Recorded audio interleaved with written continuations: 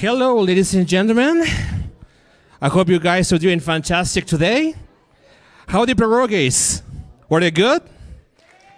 Was awesome, eh? And by the way, there's still pierogies left if you want some, and you can also bring for tomorrow, for those who are working, right? You can bring some for your lunch. Yes, awesome. My name is Max, and I will be doing the MC for today's event. And I would like to thank you for coming. Thank you for attending another town hall from Let's Talk Alberta. Today we're going to talk about independence, obviously the benefits of independence, and we're also going to talk about if you have discussions or if you're opposed on the idea of Alberta independence, we can also discuss things as well. Before starting the program, I would like to sincerely thank Chris Scott that is in the kitchen working very hard to make your food right now. Yes. I would like to thank you, Laura, who is right there by the pierogi area. She is doing an amazing job at coordinating, make sure that we have the venues booked up in case they get canceled, because it happened many times that we have venues that got canceled because of cancel culture and all those things, right? So she's doing an amazing job at make sure that everything is happening from the logistic as well. I'll also thank you, Shane Meikle, who's not here, but he's in Edson doing another Let's Talk Alberta town hall over there in Edson with Kathy Flett, and I believe it's Michael Wagner. With Michael Wagner, I think, in Edson. I remember. Anyways, he's in Edson right now, so excuse me, is another town hall of this as well. And also for the countless volunteers helping us out, do make sure that everything is working fine as well, too. I would like to, during the presentation, I would like to ask you, everybody, if you have cell phones, to turn them off, because this show is live streaming on Chris Scott's Facebook page, I believe, the Whistle Stop, and also from freedomcalendar.net. How many people know about Freedom Calendar? Raise your hand here. Oh, I got some of you people, my internet friends. That's awesome. So I'll be live streaming the event, and the reason why I'm asking you is because the microphones are quite sensitive. So if you have a buzzing or a ringtone or something, people on the stream will be able to hear it as well. So we have 3 speakers lined up. So the way it's going to work is that I want to ask you first question. Raise your hand if this is your first Alberta independence event ever. 1, 2, 3, 4, 5, 6, 7. Don't be shy. Don't be shy. You have to do it first time. So we have probably about 30% of the audience, which is normally what we have. 25-35% is what we get. We've seen 50% in some places. But it's good that you guys came here to learn about the benefits of independence. And it's very common to see first-timers. So I would like to thank the Braves who actually came here the first time, because it's not an easy task sometimes, right? Shh. Thanks. You know, your right finger is just my shooting microphone. I can hear everything. And also, so the way it's going to work is that we have 3 speakers lined up. After that, we're going to an intermission period, and then we're going to the Q&A session. So the Q&A session, someone's going to have pass the mic. We're going to have all the 3 speakers lined up here. And if you have any kind of, and even if you're not necessarily in favor of independence, we're still open for dialogue. And that's the whole purpose of Let's Talk Alberta, is to have a discussion on the things that matters in this case, which is the independence movement as well as too. So my first speaker is Tanya Clemens, and I remember Tanya Clemens, I met her the first time in Spruce Grove back in Edmonton, and she was doing an independence town hall with Tim Hoven, David Parker, Jason Levine was there, still amazing. And she's also on social media under the name FarmGeek, is that right? FarmGeek on Insta, right? Insta and Facebook, yeah. So she's going to talk a lot about the history of Alberta independence and why is that Alberta independence is a fair share. It's a fair share. Why we need to pursue Alberta independence, and yeah. So before further ado, let's do it. Please welcome Tanya Clemens. Thank you, Max. Thank you so much. And thank you to Max, who travels all across the province, live streaming and recording all of these events and putting them out there so that people that can't make it to the town halls or for whatever reasons don't come out can still see the information that's being shared. I have a little bit more of like a farm perspective, I guess, in the chat today that I wanted to share. And this is actually, I just realized, the first time that I've forgotten to bring my Alberta flag with me. I bring it with me to everyone, and it's almost, I think maybe it's like my security blanket for speaking in front of people or something, I'm not sure. But it is the same flag that I fly on my combine every harvest. Up until last year, my dad would always fly a Canadian flag, but he actually flew it upside down because he really felt like our country was in distress. And this last year, he got an Alberta flag, and he very proudly flies that one as well. So I'm not here as anything other than a farmer and just a regular average person today, and someone who just absolutely loves this province and this land with everything I've got. And if my flag was here, I'd be holding it up there to show it to you right now, because this last harvest, every day that I would walk across the fields to my combine, I would see that flag waving up in the sky. And I would see my family working together, my dad driving the other combine, someone driving the semi, another one driving the grain cart. And that's when I found that I enjoyed my life the most. That's where I felt peace. I wasn't thinking about Ottawa. I wasn't thinking about politics. I was just thinking about the land, the sky, the work in front of us, and the people that I loved that were all out in the field with me. And to me, that's what freedom feels like in my little corner of Alberta. And in those moments, I often would find myself thinking about my dad and his grit, his courage, and his determination. He's the kind of man who just shows up every single day. When we had cattle, he would hand pail them. And he had these big metal pails he'd fill out of the old wooden granary. And I can still picture it, and even the sound actually of him scraping those pails, filling them up, and the sound of his boots on that mud and snow. And he'd walk out there steady and deliberate like he had 1,000 times before, and it didn't matter if it was minus 30 or blowing sideways or just one of those days where nothing seemed right, because the cattle still had to be fed, and he just had to do his job. And over the years of that grit and determination, he built something, a life where hard work meant something, a life that could support a family, a life where you could look around at what you had and know that you had earned it. But when I look at Alberta today, and I try to look at it through his eyes, I can't ignore that something has changed. Not all at once, but slowly, we've been chipped away at. My dad lived through the National Energy Program, and if you weren't here for that, it's almost hard to fully understand what it did to this province, because it wasn't just policy, it hit Alberta very hard. Investment pulled back, projects were canceled, companies left, people lost jobs, businesses shut their doors, and families that had been doing really, really well were really, really struggling. And what's always stayed with me from hearing these terrible stories of that time is that it wasn't just a policy that didn't work out the way people hoped. It worked out exactly as it was intended. Mark Lalonde, who was the federal energy minister at the time, said, "We couldn't let Alberta become the economic center of power in Canada." So they saw Alberta rising up, and they deliberately cut us down. And they've kept cutting ever since. Many of you probably remember the Canadian Wheat Board. It might be easy to brush past that if you haven't lived it or if you're not a farmer, but for farmers here, it was a big deal. You could do everything right. You could seed your crop, manage it all, get it off in the fall, and then a Western monopoly system decided when it was sold, who it was sold to, and for what price. Meanwhile, farmers in Eastern Canada didn't have to deal with that. They could market their grain however they want to.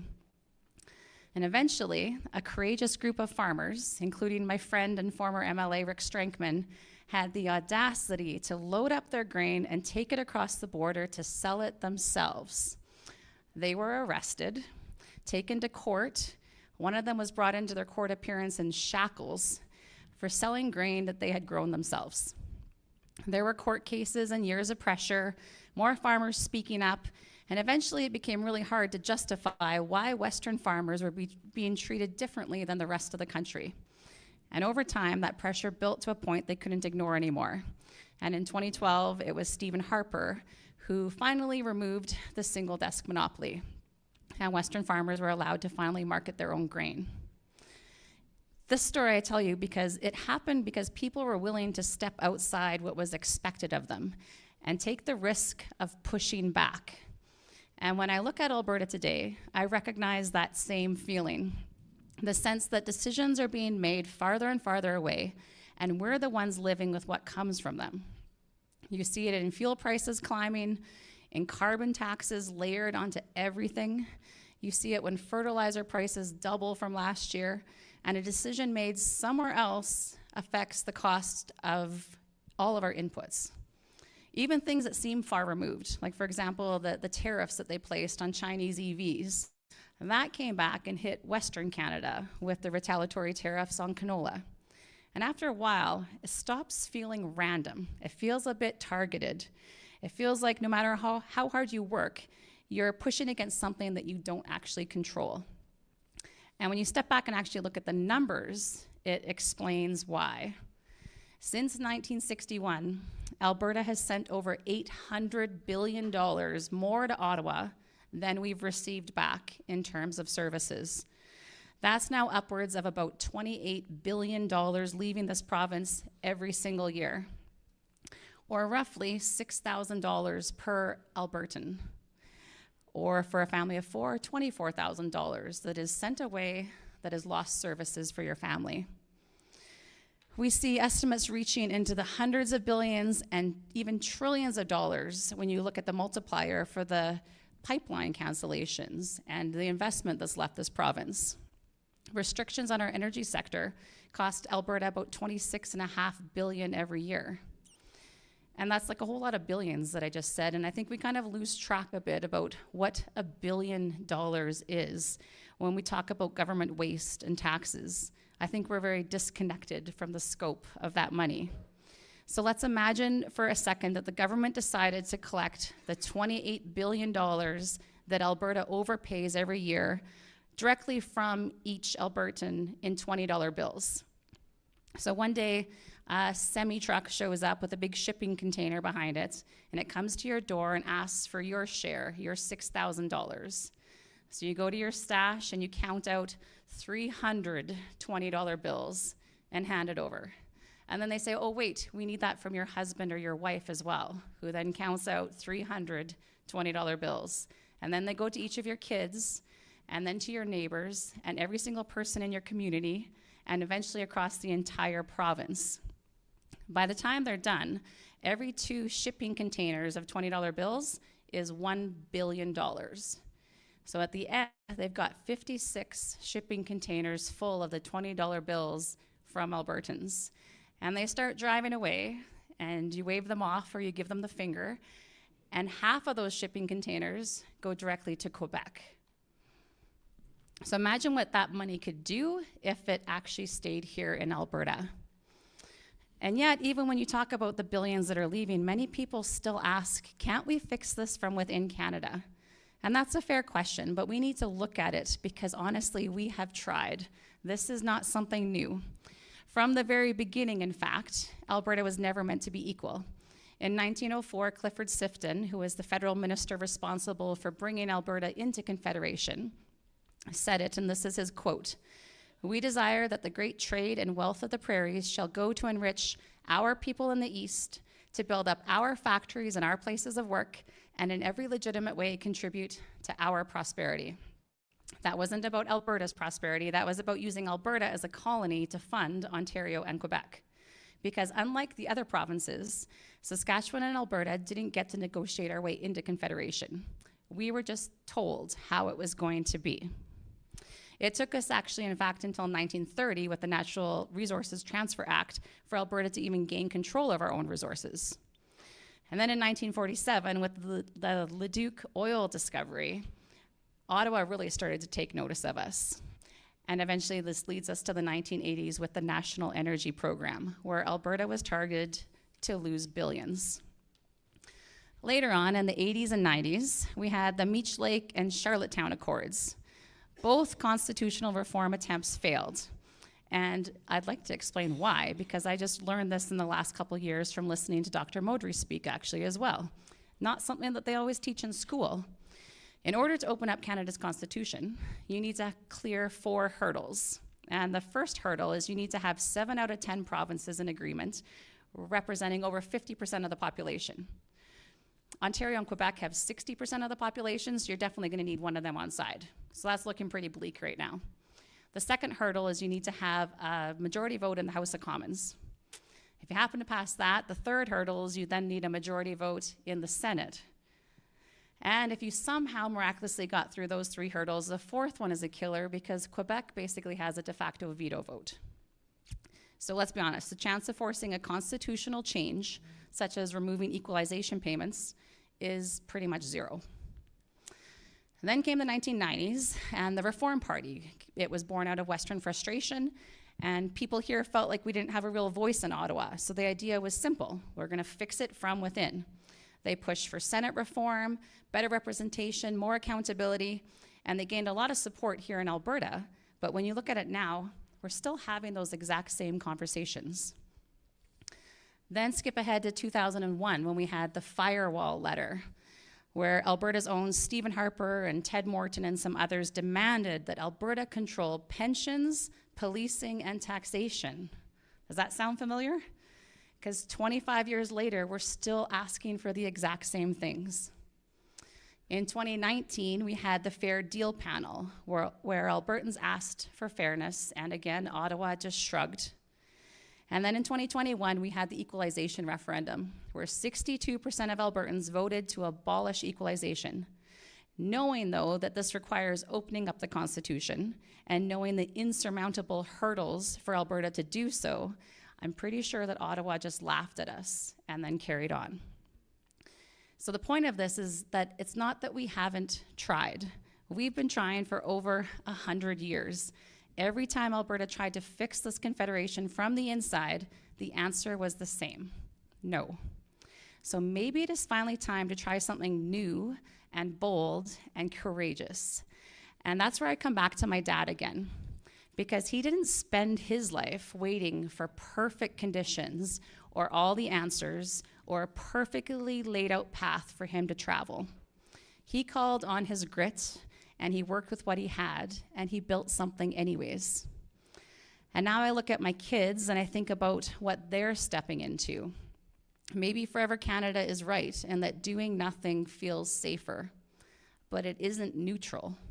Things are changing whether we act or not, and not in a direction most of us would choose. And the more I've watched it, the more I've tried to be honest about it, the clearer it's become to me that the certainty of where Canada is headed is far scarier than any uncertainty of forming something new. And all of this is leading us towards a moment.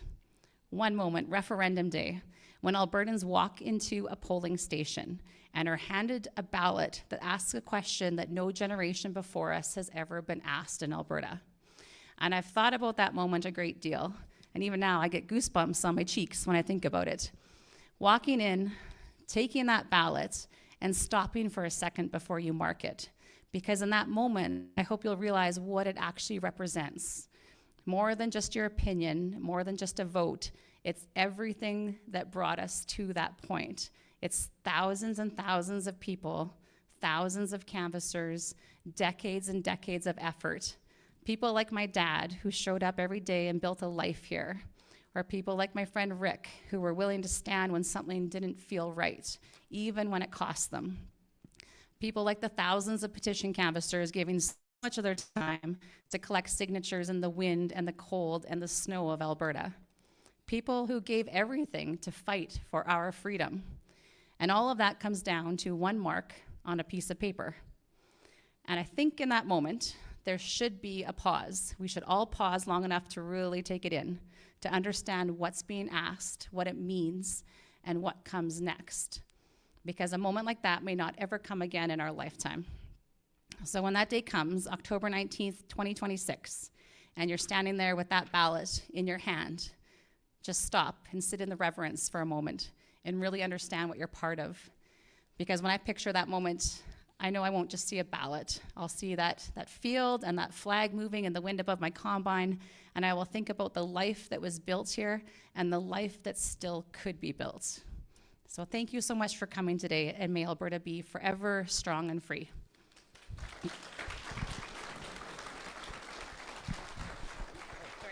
That's good job. What an interesting speech, isn't it? And what surprised? Oh yeah, that's what surprised me is the amount of Alberta flags on my way here from Macleod. You can see everywhere, which is kind of amazing. Our next speaker, and I'm very humbled to have him on stage, is actually Cory Morgan. The first time I met Cory Morgan was in Westlock. He was doing a talk about Alberta pension plan with Tanya Clemens and a bunch of other people, I guess.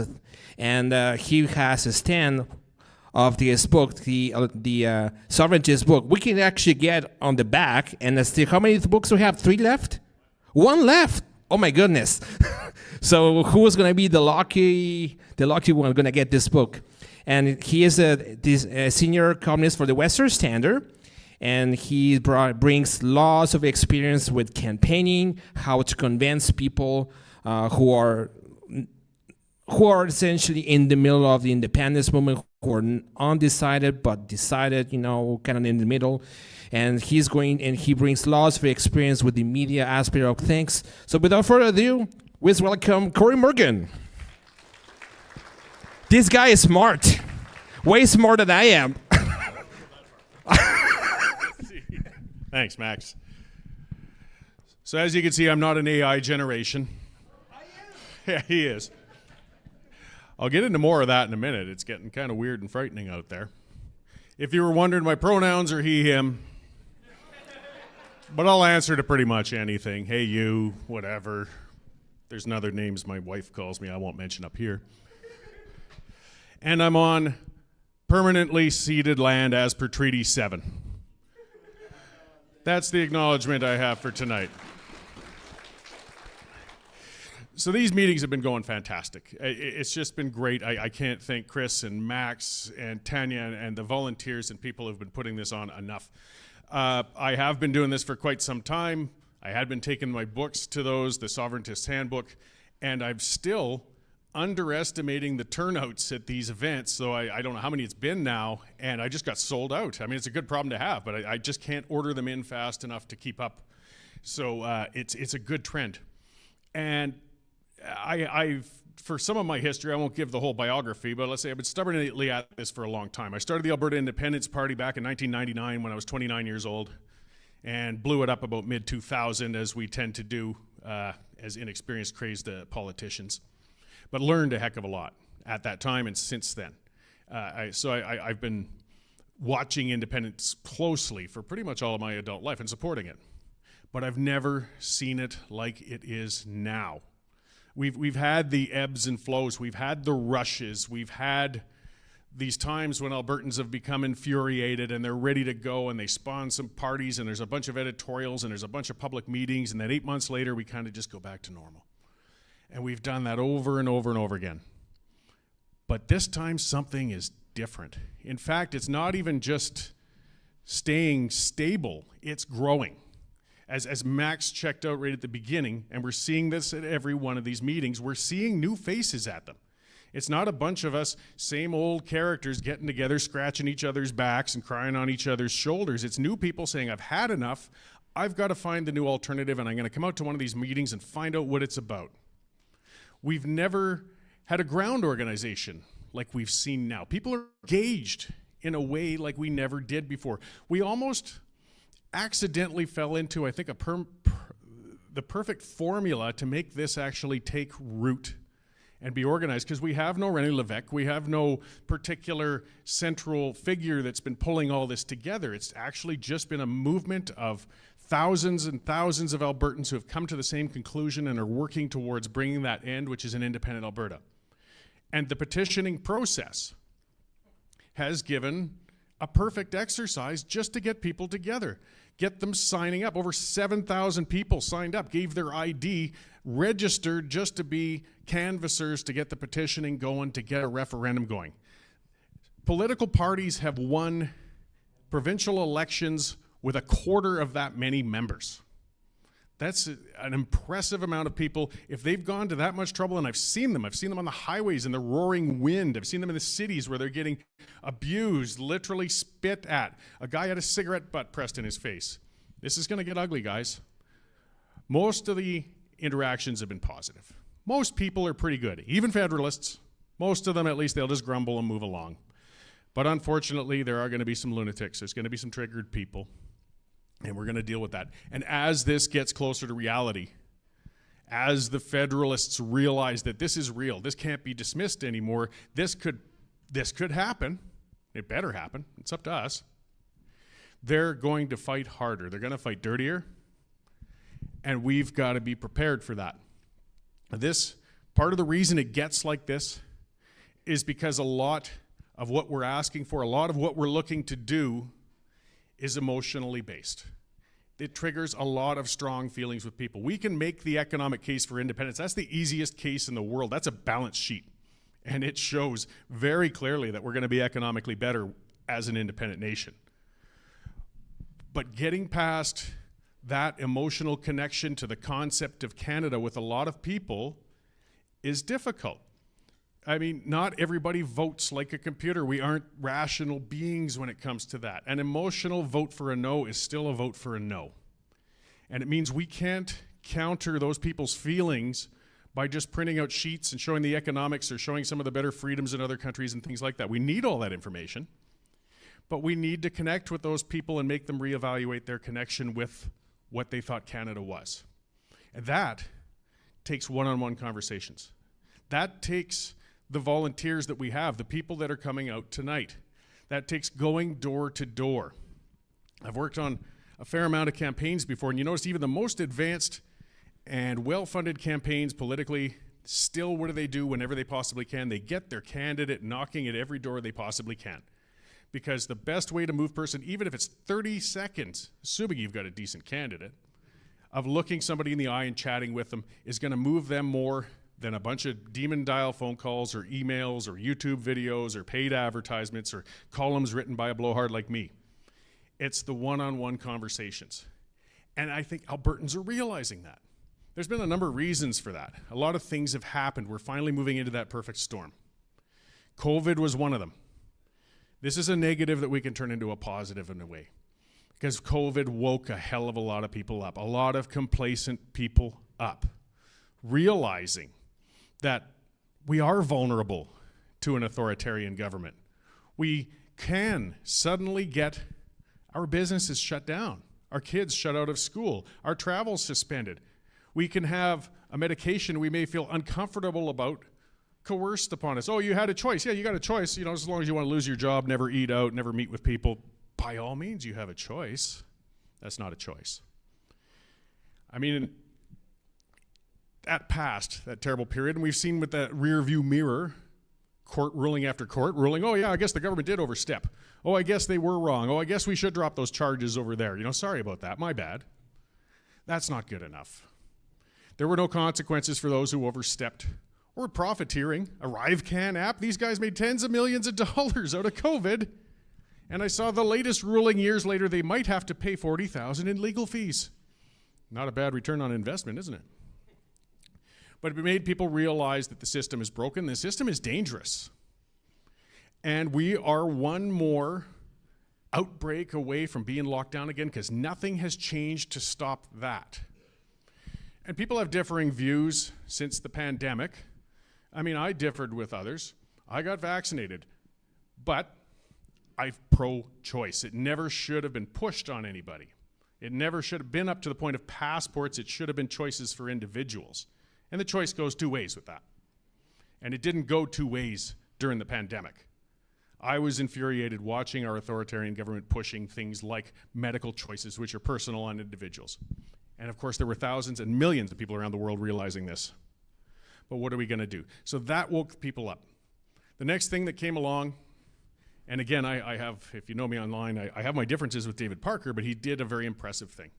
He wanted to take Jason Kenney out of power as the premier, and he looked around and he activated the tools of the party system by realizing you can buy memberships in enough constituency associations to force a review, and then have an open vote and have the premier pulled down. He's held meetings like this all over the place, signed up thousands of people, and it worked. Whether people like it or don't like it, it worked. It led to the end of a premier who'd just been elected a couple years before that. Parker kind of moved his own way, but something that, again, people learned, thousands of people learned, and they kept renewing their memberships. They kept buying their memberships. Kenny was years in the rearview mirror, yet 6,000 people showed up at an AGM in Red Deer for the UCP. 6,000, paying $100 and some, taking a weekend out to hang around at a political convention. This is an engaged province. The average political membership generally in a developed country is 2% of the population. We got 6,000 who will show up for something like that. And then again, now the APP was going around. They were organizing. They were holding these meetings years ago. Some of them were fairly empty, some were fairly full, but it was building that base and getting people signed up and engaged and realizing that they have to do it themselves. Nobody else is going to do it for us. And this organic movement came together. It's going great almost despite itself. There's no party mechanism, no past history to give us a guidebook on how to do it. Yet it keeps growing. These rooms are full. People are still going out, and it's got a life of its own, and it's brilliant. But we got to keep it rolling. We've passed almost the first phase now, the petitioning phase, a big one. And we'll see with the courts and so on. It's a separate discussion I'll have another time. I'm going to do another video. I'm still very, very confident we're going to get a referendum this fall, whether it's through the petitioning or whether it's the premier just scheduling it anyways. But that means the next phase is convincing that large amount that are still there of undecided people. And that's the bulk. I think we got polls all over, but I think it's kind of in thirds. We got a third who are ready to go, that we could hold the vote tomorrow, they're going to vote to go. And we got a third that's never going to go. And we need not waste time with them when we're campaigning. But there's that third in the middle, those who we have to reach. They're thinking about things, and we've got to connect with them one-on-one over this next 5 months and move them over. And that takes a lot of conversations. And it could be with your coworkers. It could be at a sporting event. It could be somebody you hang out with at the bar. Look for your opportunities to talk to people. And when it's somebody on the fence, the best way isn't to tell them what's going to be better. Start by asking them. I know, again, blowhards like me, I'm not good at that. I talk too much. I don't learn anything when my mouth's open. But when we ask people, then you engage, then you talk. It could take multiple conversations. But when they realize you're genuine, you're having a conversation, that's how you move that emotional needle. When you bring people to their own conclusions and realize this system is broken, they will move towards that yes vote. And they trust you. They don't trust the politicians. They don't trust the media. There's a lot of good reason for all that mistrust. But we trust our neighbors. We trust our coworkers. And that's how this is going to lead to a yes vote this fall. But we've got our work cut out for us. So now that the petitioning is coming to an end, there's going to be a bit of what I fear to be, and I hope not to be, but a bit of a slowdown, because there's not something for people to actually work directly on, participate in. And that's when I remind you, there's nothing stopping you from campaigning in between. There's nothing stopping you from talking to your friends, neighbors, again, all those other opportunities to speak to people, to be that ambassador for instance, and keep moving that cause. And you got to take it upon yourself to do it, because the worst thing that could happen is we could start to slow down and become complacent again. And the other thing is countering misinformation, and it's going to be coming in droves. Talking about that AI thing. I don't know if some guys watch Derek Smith of Unacceptable Fringe. He has his podcast. Driving late last night back from Redcliffe at the other gathering, and I was listening to it. And I guess CTV did a big thing showing 20 different websites which had AI creations that were putting out US 51 stuff and misinformation and misleading people, and it's this big conspiracy and things like that. But in that article or that show, they also kept showing Derek Smith's website as if he was an AI creation, saying he was a fake person. Tell you, he's pretty pissed. But the irony of legacy media talking about, watch out, you're getting misinformed, while they're in the process of misinforming you. While they didn't do the research hard enough to at least click through on a few of these and see if some of these are real or not. How many seconds does it take, tax-funded TV broadcaster, to click on a couple of links and realize maybe this one shouldn't be in the bunch? I think maybe they did. But they don't care. This battle is going to be using misinformation against us all the time. And when I came in, I was chatting with a great couple over there, and they'd had a printout of, so there'd been a YouTube video by a realtor who put out just a pro-independence sort of video that went fairly well. And somebody, I'm going to guess that they used AI, because I as much as I'm cynical on things, I don't like to think people in humanity are all that stupid. I know, they continue to disappoint. But they put out 50 points against independence in this thing, this response in the YouTube, that they used AI to make it. It has to be AI because they can't be that bloody dumb. And going through some of these, there was, you can't leave because you'd lose Canada Post. Oh, good Lord. Where the hell am I going to get my junk mail? Really? But the best of them all was near the bottom. I'm not going to read all 50, but they were all pretty stupid. One said that we would lose Canada's Coast Guard on our rivers and lakes in Alberta. Holy shit, we're going to have a carrier coming up the St. Mary River from Montana, and we aren't going to be able to do a thing about it. This is the extent, though, that our opponents are going to go to. This is just the warm-up. This is the lazy ones. This is the easy ones. This is the low-hanging fruit. They're going to get more organized. They're going to get more subtle with how they push back. And when it's, as I said, it's a battle for the hearts and minds of our fellow Albertans for a yes or no vote this fall. The online platform is important. Media is important. Legacy media, independent media. You want to counter that, I'd suggest you subscribe to the Western Standard. But again, the most valuable tool you have is yourself. Nobody can get between you and another person. The government can't stop that. AI can't replicate that, not yet anyways. And that genuine engagement, that genuine interaction is how we're going to win people one by one into the thousands, into the hundreds of thousands, and then the couple of million who are going to vote yes and make Alberta independent this fall.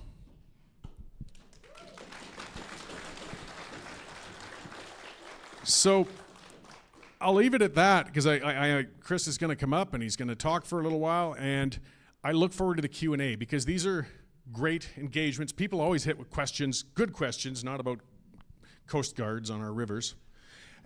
And they hit me with ones that I never thought of. I mean, I learn at these. I become a better advocate for having come out and engaged with people at these events, because as much as I like to pretend, I don't actually know it all.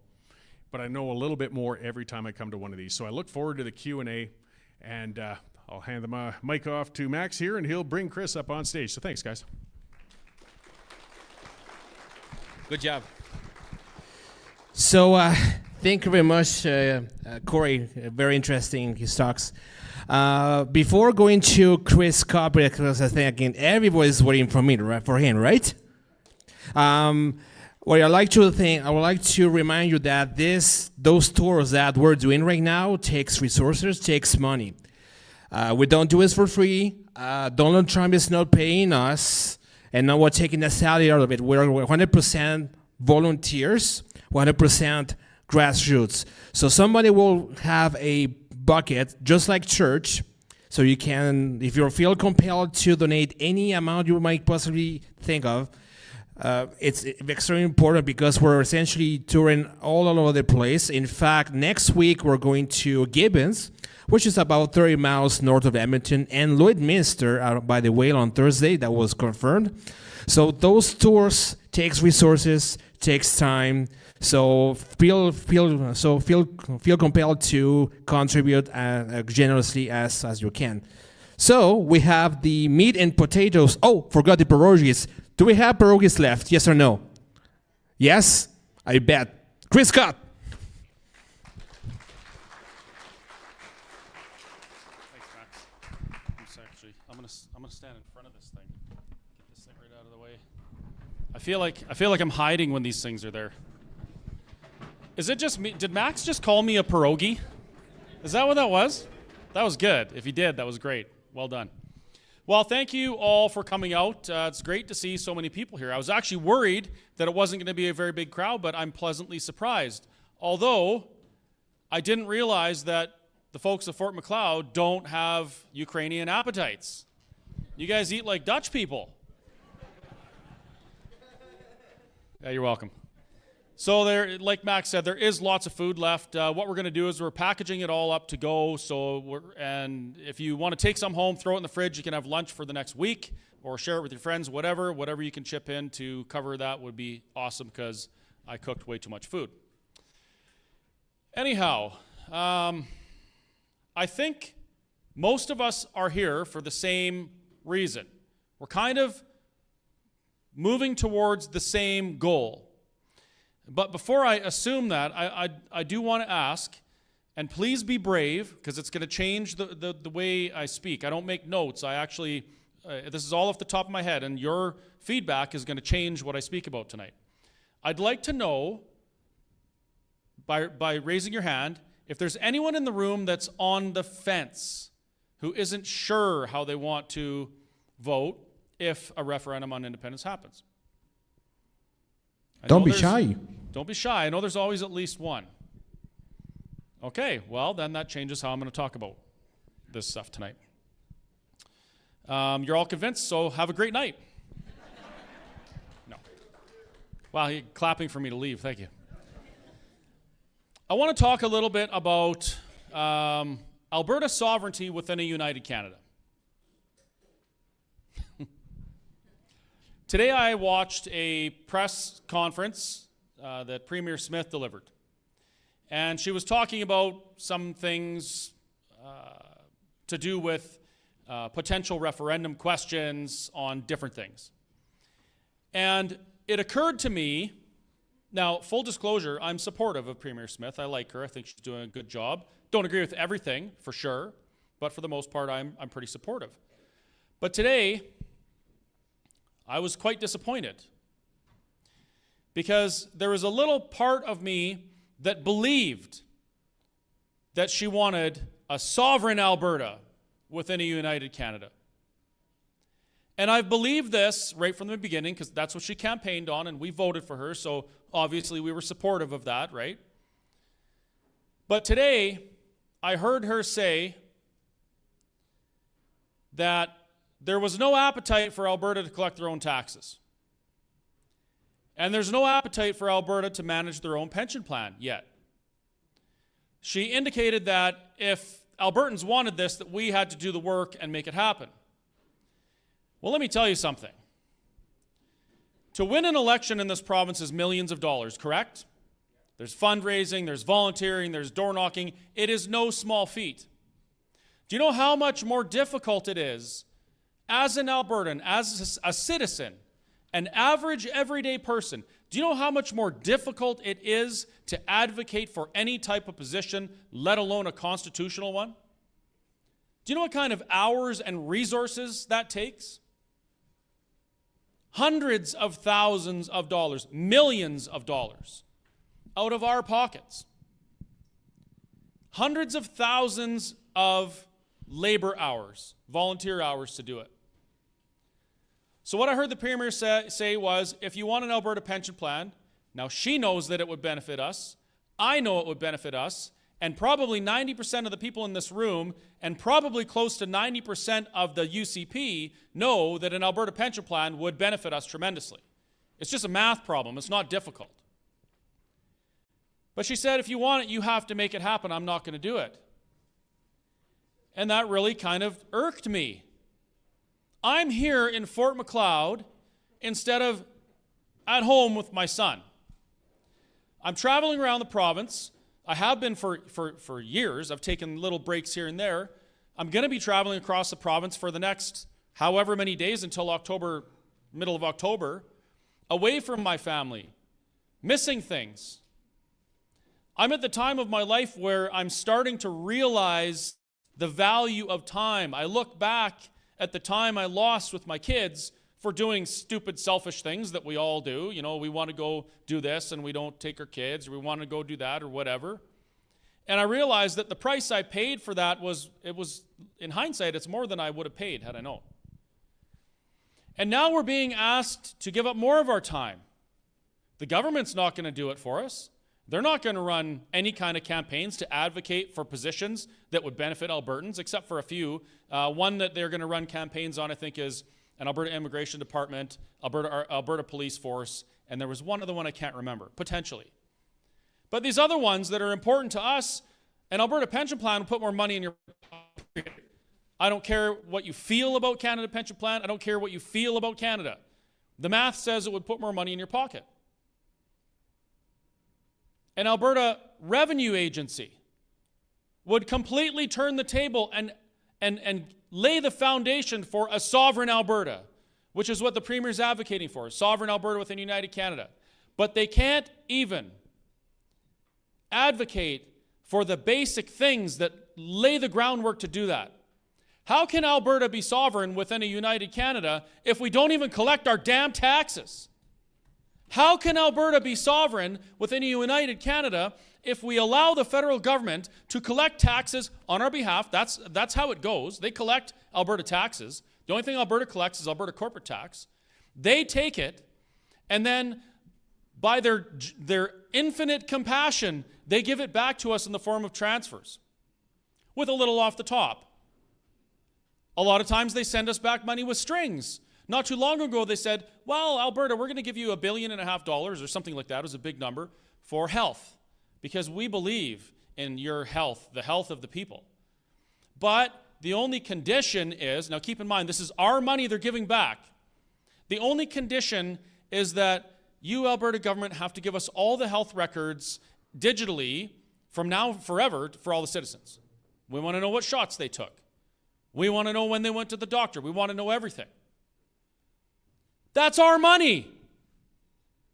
How can Alberta be sovereign within a United Canada if we're subject to that? And this goes so much further than that. Industrial carbon tax, they just take it. We don't cut them a check. We don't pay it. They take it and then give us the scraps back. That is not sovereignty. That's subjugation. And I have a big problem with that. Not because, I don't like how our democracy is. I don't like the democratic outcome of an election or something like that, because I know we can't change it. Alberta cannot change those things. Premier Smith knows that. Her caucus knows that. Every single one of them know. We know.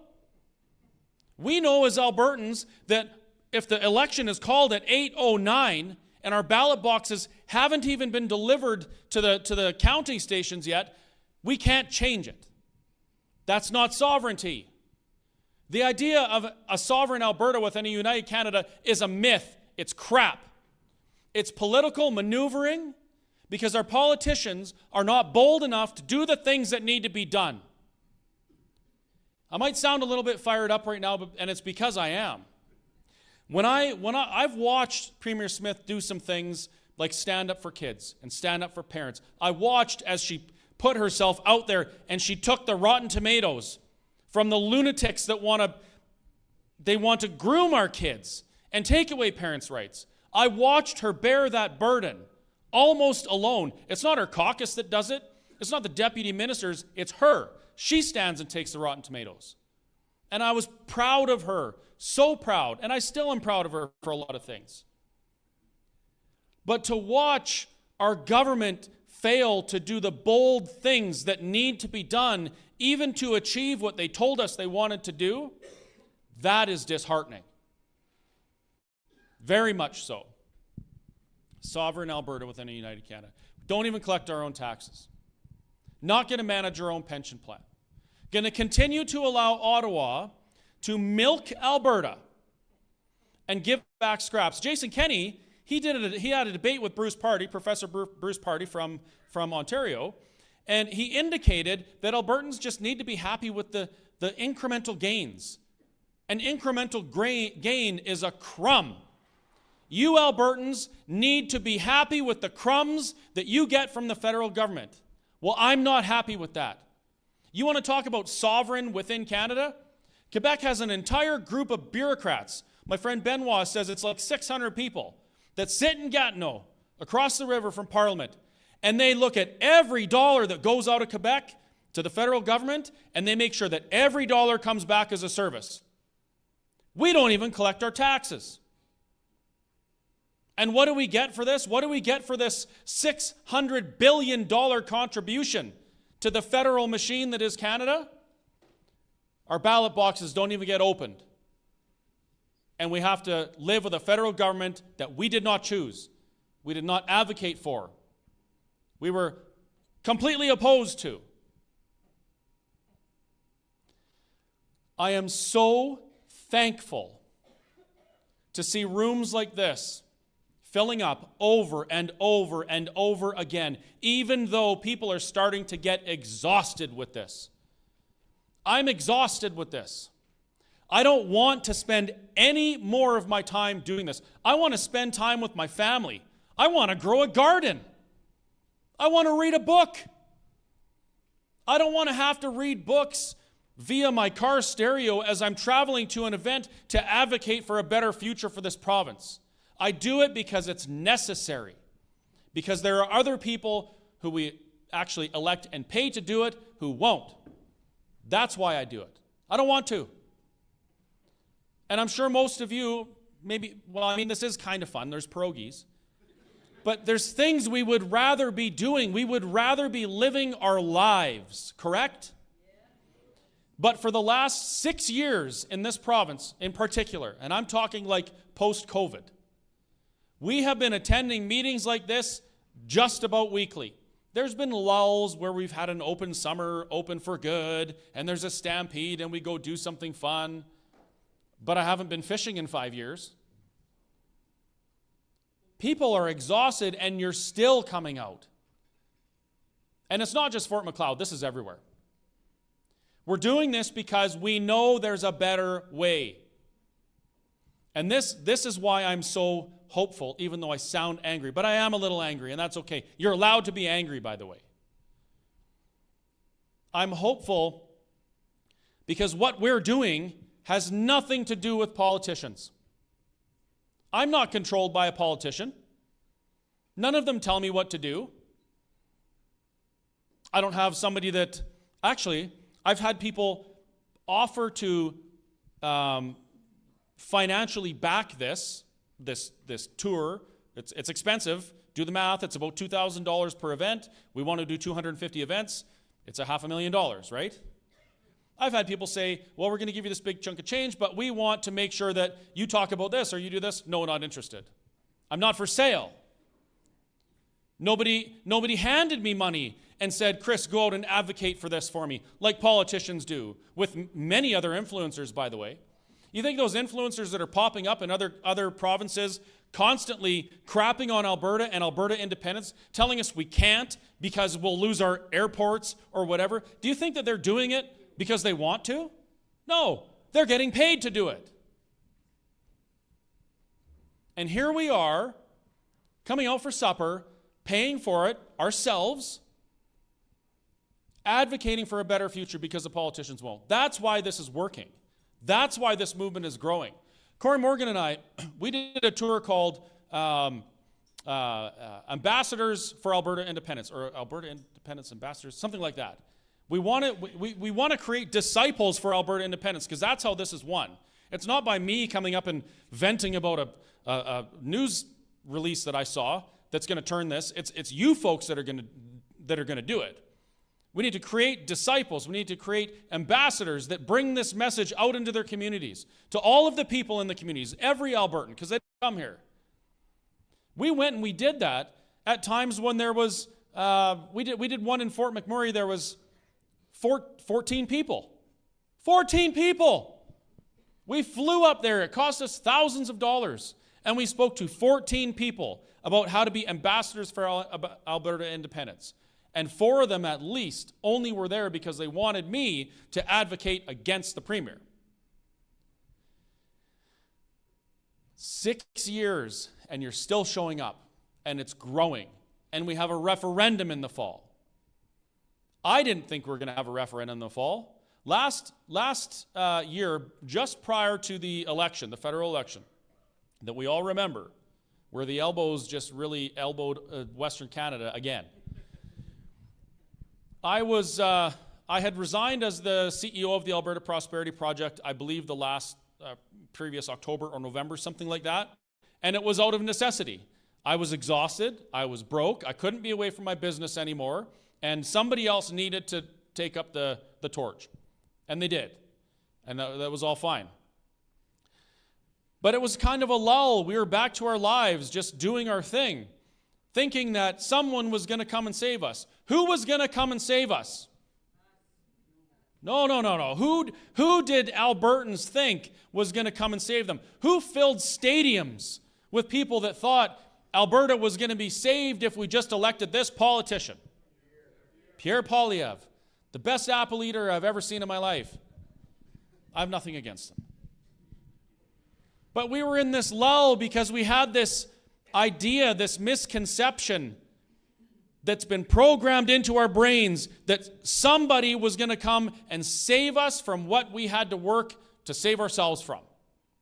And so the independence movement went by the wayside, and so many of my friends that are in this were like, well, we just got to do this. We just got to get Pierre elected because it'll be so much better. And I'm like, no, it won't. Have you learned nothing? Not only has no prime minister in Canadian history ever been able to advocate for a better deal for the West, not only, it's not even guaranteed he's going to win. Oh no, they got a 30-point lead. How'd that work out? And here we are, that campaign, that Trump fear-based campaign that the Liberals waged on Canadians was probably the best thing that ever happened to Alberta. Even though things aren't getting marginally better like they may have with Pierre Poilievre. Because all of the Albertans that have been sitting in these rooms that were happy to go back to their lives and just be content they're going to elect a conservative, end quote, government in Canada, they saw something that really drove home what we've been saying this whole time. Nobody is coming to save you. The structure of Canada is not broken. It's operating exactly the way it was intended to. Alberta, Saskatchewan, British Columbia, Manitoba were never, ever meant to be equal partners in Confederation, and that will not change. We will not be able to open the Constitution. We cannot open the Constitution. And the longer we spend spinning our wheels, listening to politicians tell us and believing them that they're going to fix things, they can just fix Canada that isn't broken, and we're going to have a sovereign province within a united Canada, no more. I will not fall for that anymore. My attention span for those that wish to keep this system the way it is done. So for the next few months, this is what I'm going to do. I'm going to travel around the province, and I'm going to talk to Albertans just like you about why we need to act, why we all need to be leaders. Maybe not someone up on a stage or cooking pierogies, but leaders, ambassadors for Alberta, sharing what you know to be true, wearing what you know to be true, that you can purchase from lovely Jessica at the back and the overpriced merchandise we have. Nice, right? If we do this, if we can push for the next, how many months is that? What are we in? April? Almost May? Man. In less than 6 months, you are about to get an opportunity that people have fought hundreds of years of wars for. Tens of thousands, hundreds of thousands of people have died globally to be able to be afforded the opportunity to pursue self-governance, to chart their own course forward. In less than 6 months, you get that. You get that. I wasn't pointing at you, Tanya. You already know. I was pointing at the camera.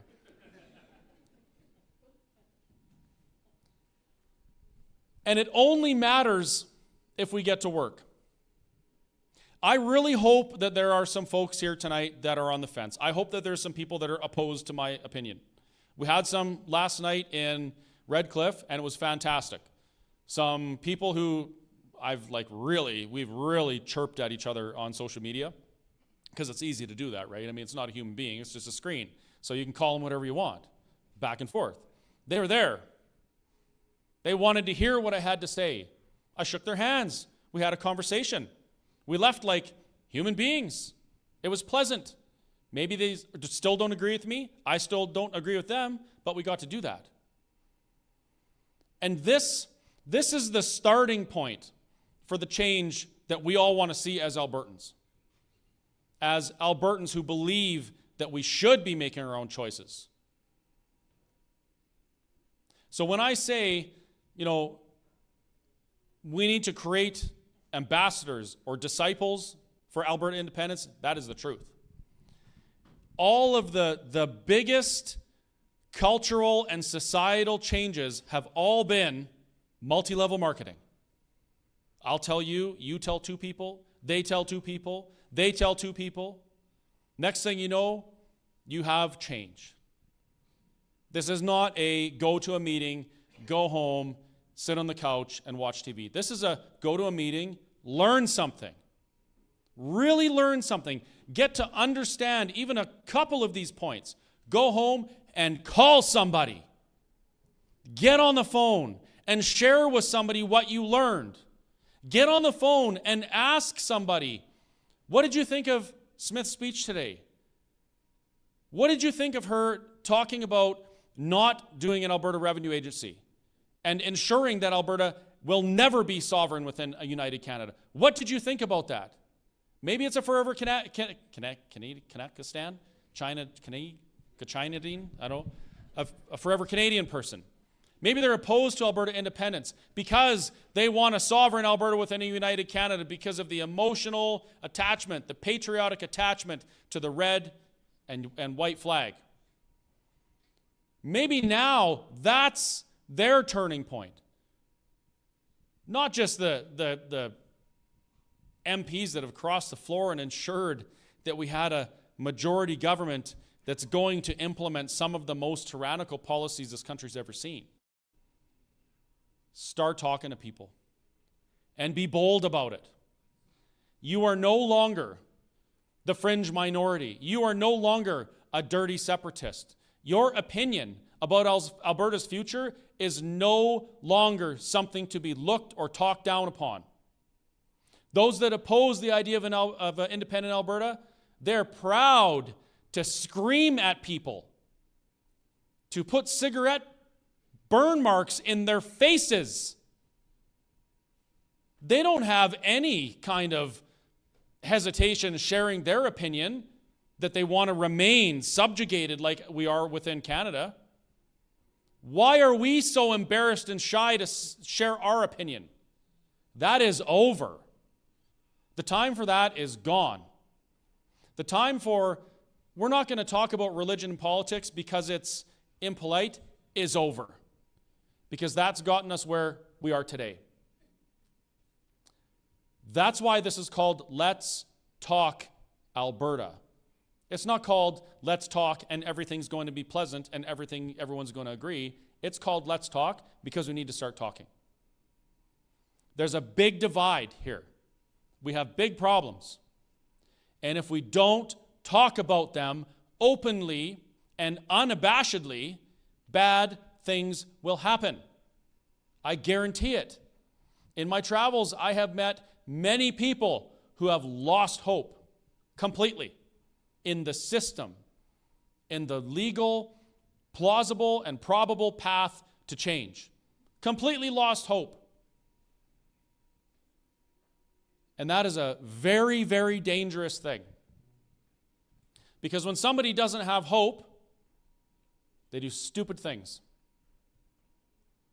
So your job is to talk and bring that hope to people. Bring the hope of a better future for Alberta. Because of all the bad things that have happened, by the way, all of those things that have happened to Alberta that we think are so terrible and ruined everything, those are blessings. That is the shit, pardon me, that is fertilizing our field right now. Those are the lemons that we're going to make lemonade, which is probably a more appropriate analogy than my previous one. Do you understand what I'm saying? Hope was never gone. We just didn't see it. So when you leave here tonight, I want these words to be rattling around in your brain like they do in mine, and I have a hard time processing them and getting them out in a methodical manner, by the way.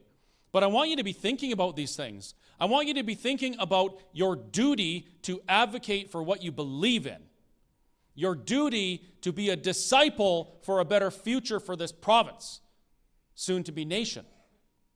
Your duty to stand up for what you believe, even though someone's going to throw a rotten tomato at you. Because that's sure as hell better than 20 or 30 years down the line, looking back at what our kids are going through, wishing we did it back then. This day today, this is the first day of your life. The rest of your life. This is the day that you can think about 20 years ago, and you're going to either think, I did what I needed to do, or you're going to think, why didn't I do it? I think like that all the time. Why didn't I buy Bitcoin when it was $3? Why didn't I do it 20 years ago? Stop thinking like that. Start thinking about what are you going to do today? Not tomorrow, not next week, today, tonight. Who are you going to call tonight? That's how we win this. We're not waiting for somebody else. We're not pandering to ideas that we know don't work, because that's where everyone else is going. We have a goal, and the goal is sovereign Alberta. That's what I want. That's where I'm going. Independence is the tool, and nothing will deter me. No politician will sway me. No rich benefactor is going to tell me, oh, I'll help fund your thing, but only if you talk about these things. Screw that. I've gotten this far with grassroots participation. We'll take it the whole way with it as well. That is not what I wanted to talk about. I had a completely different thing planned, and it just... What you hear from me is the sum of my experiences so far. It is not scripted. It's completely raw. It's on the spot, and it's from the heart. I mean these things. That's not to say that that sometimes I'm wrong. Sometimes I'm wrong. But what you see is what you get. So I hope that you can appreciate that. Anyway, we're going to have a little break. About 10 minutes, probably 15, because that's the way it goes. We have lots to talk about. I'm hoping that you help us out by, please, for the love of food, buy some pierogies and take them home.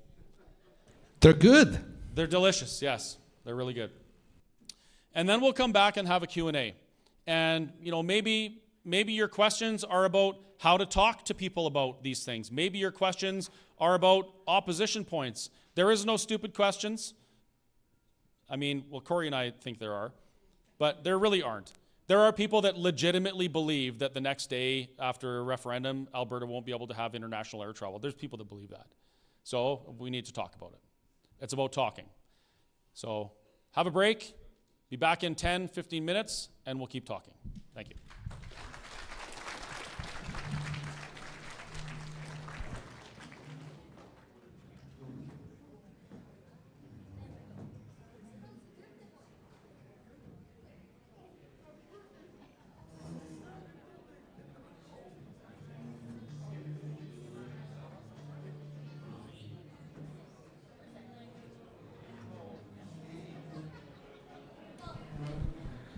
All right, ladies and gentlemen, thanks for tuning in. I'm about to set up the cameras for the Q&A session, and we'll see you in a bit. Yes, I was doing the MC today. I was emceeing the event today, which is kind of cool.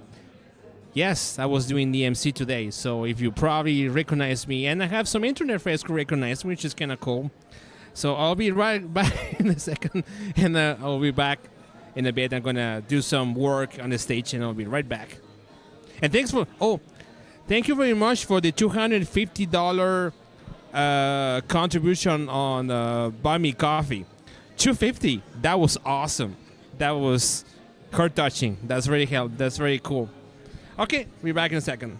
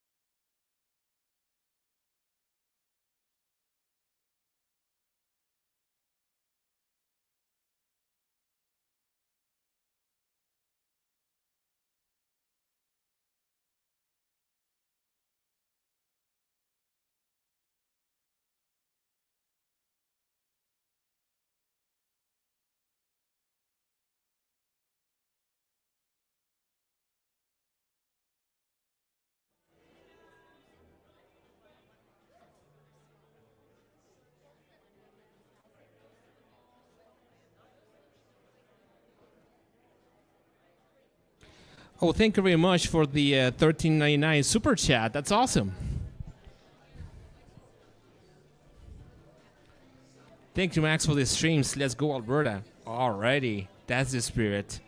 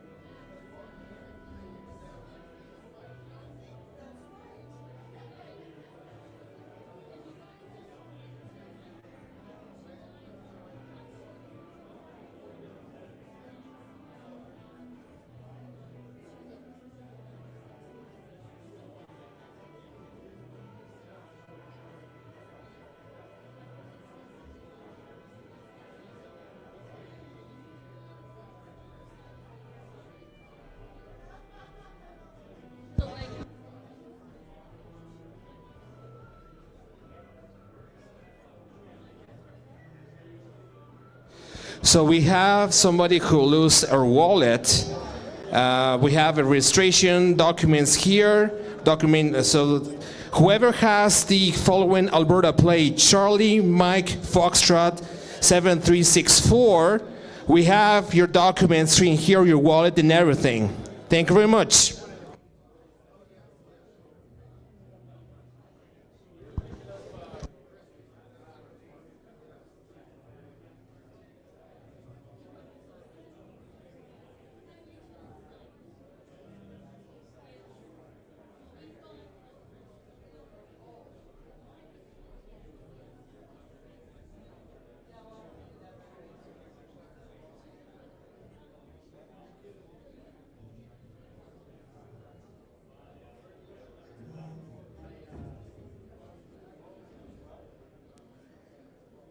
How's the weather up there? It was windy. It was freaking windy. Like I was driving 70 miles an hour and my car almost flipped on Highway 3, which is kind of cool. Boy, it's very windy. Now, what I have here on my setup here is just a bunch of batteries. In case power goes out in here, I still have battery power. So that's what I have. This is what running everything. It's running my computer. It's running my server, my firewall, my Starlink outside. So it's kind of cool. Hey! You announced that there's still lots of new programs. Yeah. Just Oh. packaging them up. Okay. Yeah.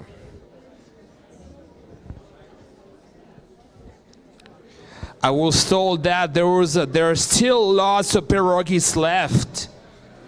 So you might, if you're still holding up in there, you might consider bringing some pierogies back home for tomorrow for lunch.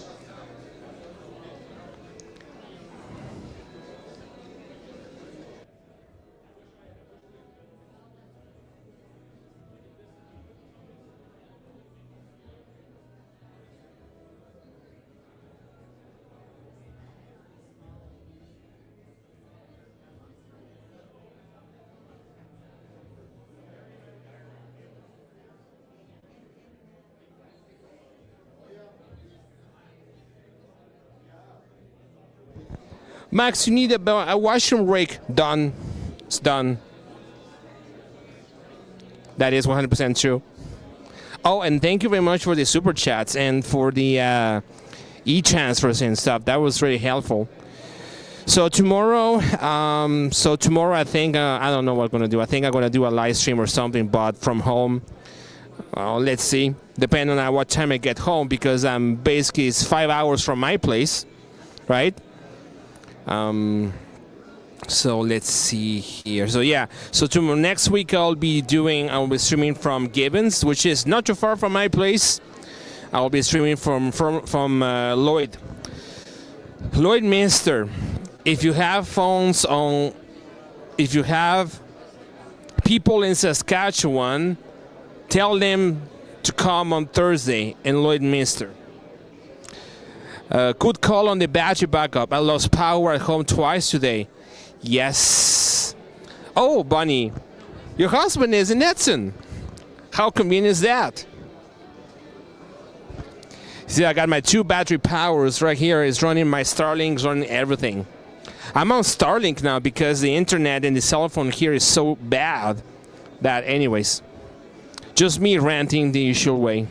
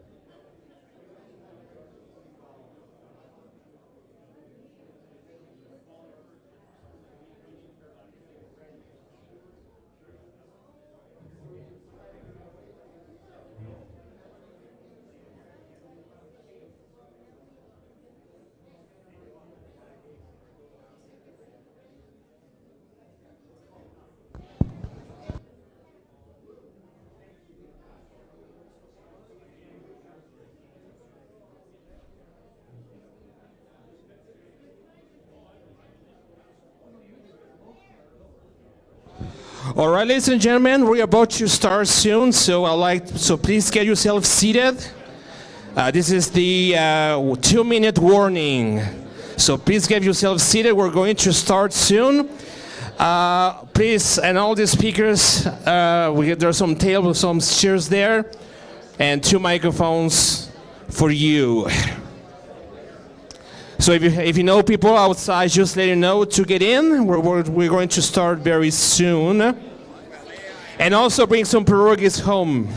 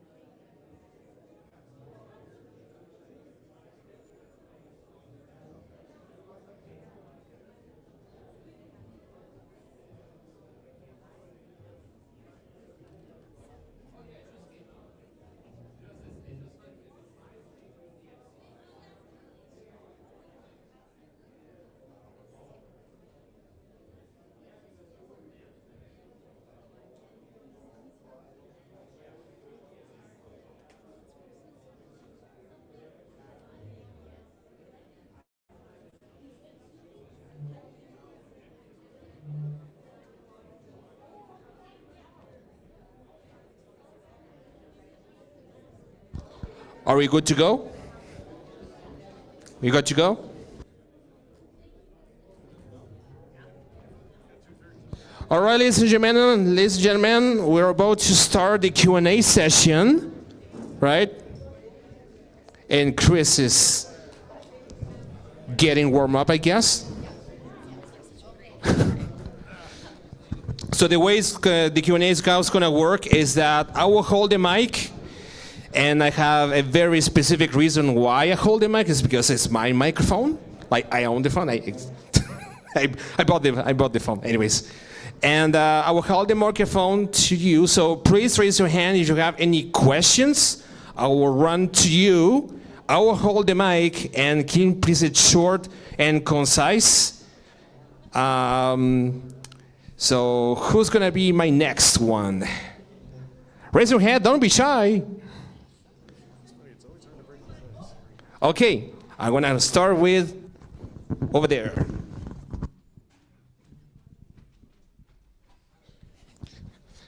So we have the game. So just for the sake of time and constraints, we'll try to keep the questions under 30 seconds, no statements. Go ahead. I'll hold the mic. All right. Question. I read lots on Facebook and X and whatever, and I see people saying, go do your own research. So where would you send people to get the best information so they can answer questions when people say, well, why are you thinking that way? Well, I think Cory would say, his site. I would say whistlestoptruckstop.ca/blog. Tanya would probably say Farm Geek and Alberta Prosperity Project. There's lots of places you can go, but when possible, always try and go back to the originating document. So if someone's talking about a treaty, well, best thing to do is go on the Government of Canada website and look at the treaty. Read the originating document. Same with the Constitution. Lots of people have opinions on all these things, but the only way to truly figure out where you stand on it is to go back and read the original. Yeah, I'll just quickly add, I mean, we got this great resource, these phones. I say this a lot over and over again. We're in this brilliant time where we've got more access to information at our fingertips than we ever had in human history, but we've also got more access to BS than we've ever had at any time in human history. And it keeps coming back to that same theme. It's personal responsibility. You've got to kind of act like we do in the newsroom. Find a corroborating source. If somebody said something to you and you find it hard to believe, maybe search around and either find a second source for it or confirm that perhaps it's not true. So there's no solitary site. What I'd say is try to find multiple sites if it's something questionable. But there are a lot of good resources, APP and Whistle Stop, and places where you can find a lot of those general answers, though. I went on the website today that Danielle Smith was talking about to get more information on the referendum questions, and I noticed, and correct me if I'm wrong, but I didn't notice any reference to the separation or independence referendum. Yeah, and that's to be expected because it's not actually it's not on the books yet, right? There hasn't been something to compel that question to be asked. The other questions that you see are their government-sponsored questions, the questions that the government wants to ask. The independence referendum question is something from the citizens, so it has to complete the citizens process. Next question. Yeah, John here. When and if the Independence Party gets voted through, we should make sure that there's no more different parties, that there's going to be just one party called the Alberta Party or whatever it's going to be. Run it as municipal government. This way there's no division, divide and conquer anymore. And if it goes through, or do we still have to abide by the British hierarchy? Okay, so when Alberta becomes independent and sovereign, that is a complete rejection of the current structure. Constitution, monarchy, all of it. And Albertans get to decide under what laws they'll be governed. So that would occur through a constitutional convention where people would, get together. By the way, for the first time in Canadian history, because this has never happened in Canada, where the people get together and decide what the Constitution looks like, what form of government is, those types of things. But just to be very, very clear, I am unaware of any independence party that has even a reasonable chance of gaining one seat. So this isn't about a political party. This is about specifically a grassroots initiative to compel the government to ask that question. The government doesn't change at that point. It's just the government has to facilitate the question. Yeah, just to go a little further about parties, and I know that the infighting, the backroom deals, the stuff that sours people on partisan politics in general is frustrating. The unfortunate thing is in politics, they're a necessary evil, And for the sake of democracy, you need to have multiple ones. I've gone through, people said we should ban parties, for example, and so on. And going through that theoretical conversation, let's say we had a legislature with 200 seats, and they had 200 independents selected in. There was no party. But you still got to have one person who kind of speaks for the legislature. So, well, okay, we'll have those 200 people vote on that.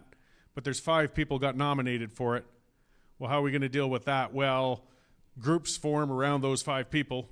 And then 2 of the 5 think their campaign isn't going to work well enough, so they join, and suddenly you're down to 3 people running in 3 groups. And guess what?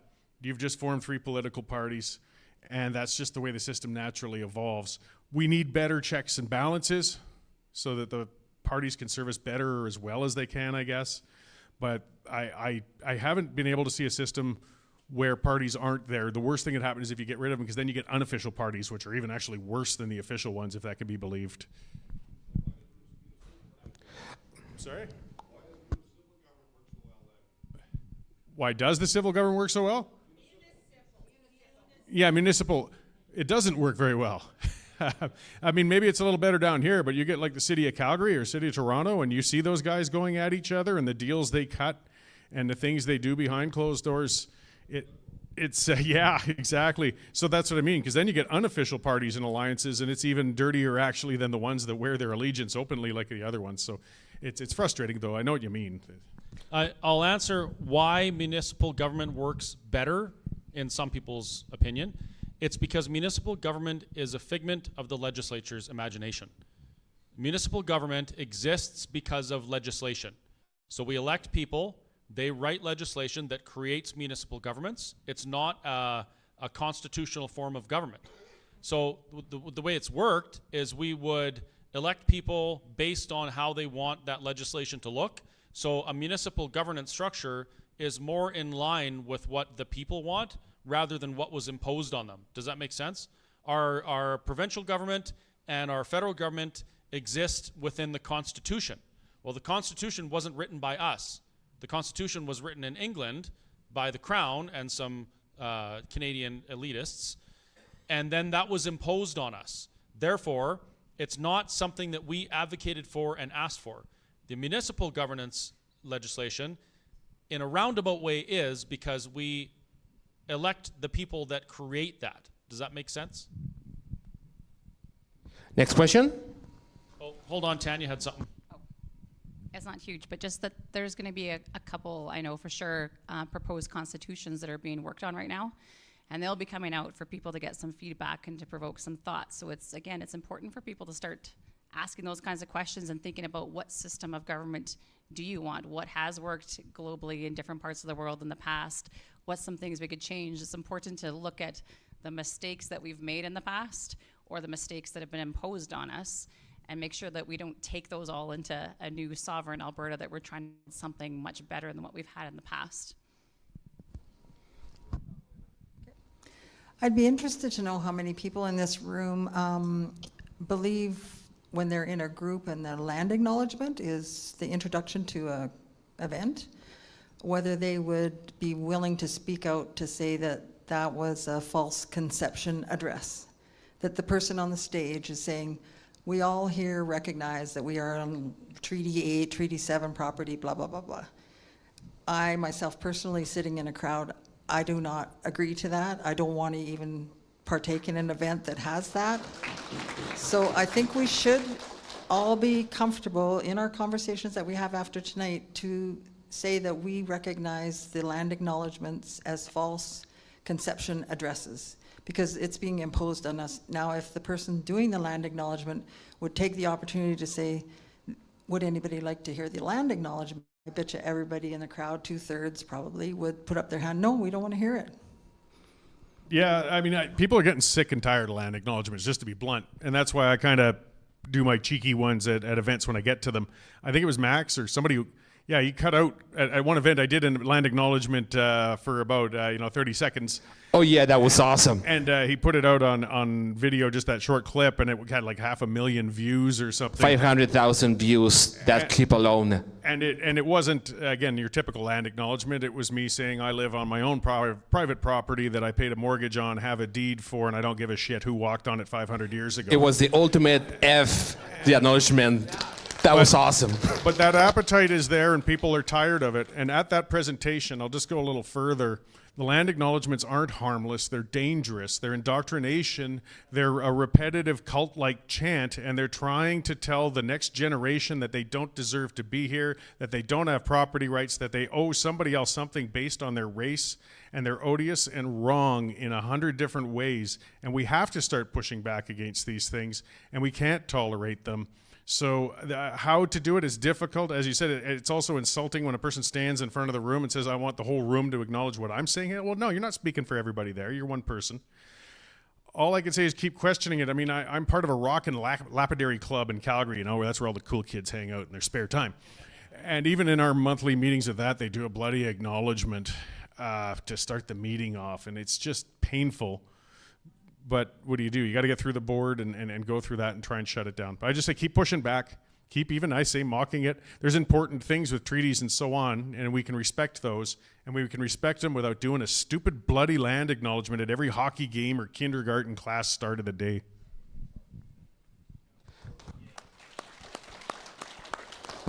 Just before I get to my next questions, if you have questions, just raise your hand. I see a lady over there has a question. I'm going back to you. But just raise your hand so I can go after, okay? Just to remember things. Okay, over there, okay.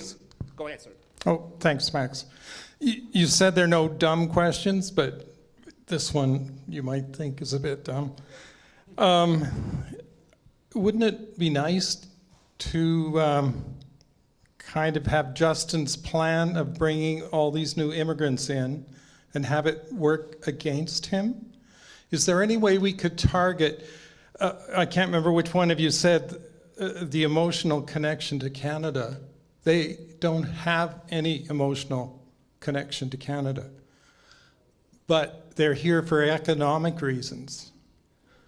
Is there any way that we could somehow use that, somehow get the message to them of how much better off they would be here under an independent Alberta? That's a fantastic question, and I'll tell you. One more for... Let me answer that one first. In my interactions with Albertans, many of which are new Albertans from other countries, I can tell you that the people that are the most fired up and the most ticked off with what's going on in Canada and the most supportive of an independent Alberta are new immigrants. It's because these people, am I allowed to say these people still? They gave up their life in their previous nation. They spent thousands to tens to hundreds of thousands of dollars to come here for freedom, opportunity, prosperity, and then they're watching Canadians sitting watching hockey games while their country collapses, and they're pissed. Like there's a couple of guys that they come and stock the Whistle Stop Cafe, and there's a couple Indian guys, one from Lebanon. They're all guest workers, like they're temporary workers, because these companies can't find people to fill these roles. So I strike up conversations about Alberta independence, and they're like, man, if we were citizens, we'd sign in a heartbeat, because what's going on is ridiculous. So it is already happening. Great. Tanya, I was just wondering what you thought of what happened with the ostriches and CFIA.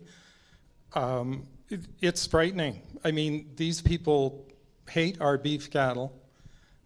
Do you think they're going to go after us now that he's got a majority? Carney's got his majority? Well, last year they passed Bill C-293, which was the Climate Preparedness Act or something like that. And under the veil of that, they've put a piece of legislation in there that says that in an emergency, they can come and seize your land and seize your herd. So I think that they're setting the tone. The plan's already there in place. Why else would you legislate something like that? It's like an absurd piece of legislation to me that you would write that in there, that you could take someone's land and someone's herd. So. And that's what they did in BC? Yeah, and that was pretty gross with the levels of humanity that we have for the humane treatments of animals normally, and the protocols that we have to follow if you have cattle and livestock. That didn't seem to be following any of that. Should we go to the next question? Before we do that, I just want to ask folks, if you're unhappy with what the CFIA is doing, what our policies are in that regards. What are you going to do about it? Leave Canada and become an Albertan and independent. Max knows. Of course. I'm just AI. Alberta independence. No, just kidding. Go ahead. I'm wondering, with most of our banking being federal, how that would look in the independent world if we've already got all our money in these federal banks. What's the banking going to look like? So the question is more what's going to happen when money is in a federally chartered bank. What's going to happen after separation, right? Yes. Okay, yeah. Yeah, a couple of things just to remind people. The day after a yes vote, everything is going to still be exactly the same. We're going to be moving on towards the process, a constitutional convention, and a number of other things. So the banks will still be running, pension checks will still be coming in, until that transfer happens. Banks' money is transferable. They work across borders all the time. I have an American bank account, not with much in it, but it is down in the States. Toronto Dominion operates down in the United States, laundering money all the time. Bank of Hong Kong is here in Canada, but banks can be international, and they are often. So it shouldn't be that much of a concern. It's quite easy to move financial institutions or have them operate within multiple countries. The bigger concern would be the value of your holdings if they're in Canadian dollars, because post-independence, the Canadian dollar probably isn't going to be as valuable as it used to be. So that's a matter of your own financial management and what you would do with it. But as far as banks go, it would be one of the easier problems actually to kind of solve.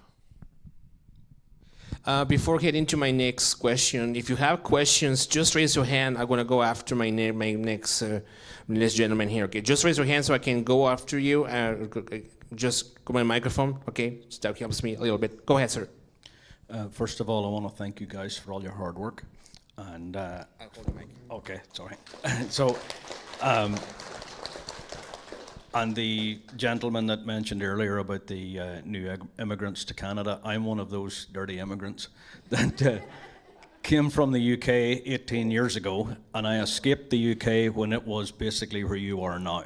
So the population of Alberta has increased dramatically in the last decade or two, and it's not becoming less conservative, because many of us like me came here to escape this garbage somewhere else, and now it's happening here. So my question is, with a quick Google search here, numerous Alberta First Nations benefit from energy industry through equity partnerships, employment, procurement, etc. Fort Mackay, Makisuku Creek, Chippewan Prairie, Athabasca, Chippewan First Nations. So is there anything being done to change the narrative around First Nations who would benefit from independence? I know it's not a huge percentage of the population, but it's enough possibly to make a difference, and we're all going to have to live together post-independence, and we don't want to continue with the status quo with the reserves and so on, and people living in squalor. Can we not start to make more of a big deal of the First Nations people who are benefiting from the energy industry in Alberta, and can their voices be heard? Is there anything we can do to further that? Thank you. Well, first I'll say, while First Nations are roughly 6%, I believe, of the population of Alberta, they're relevant and they're Albertans, and they deserve to not only be heard, but they deserve freedom and prosperity as well. I would ask anyone that mentions First Nations people how they think the system is benefiting them now. If there's any group of people, no matter how big or how small in this province, that stand to benefit from Alberta independence, it's First Nations people, for sure. There's no question about that. If you're asking if we have any specific initiatives targeting that group, not really. And there's a reason for that. There are gatekeepers that prevent the conversations from ever getting to the people. And it seems like those who benefit the most from the status quo, the current system, are also the most vocal and the ones that hold the levers of power, right? They're the ones writing letters to the king. They're the ones going to England to talk to the king. They're the ones going to Ottawa and, you know, and asking Carney to stop Alberta independence. The people, on the other hand, are living in some of the most worst statistics in all of Canada. So, you know, while it's very difficult to do any specific initiatives for that group of people, I can tell you that, you know, it is on people's minds, and the sad reality is it's not actually up to us. I am not a signatory to any treaty. It's none of my business what that group of people choose. I can share my opinion, and I've written a couple articles about why I believe First Nations should support Alberta independence. But at the end of the day, it's their choice.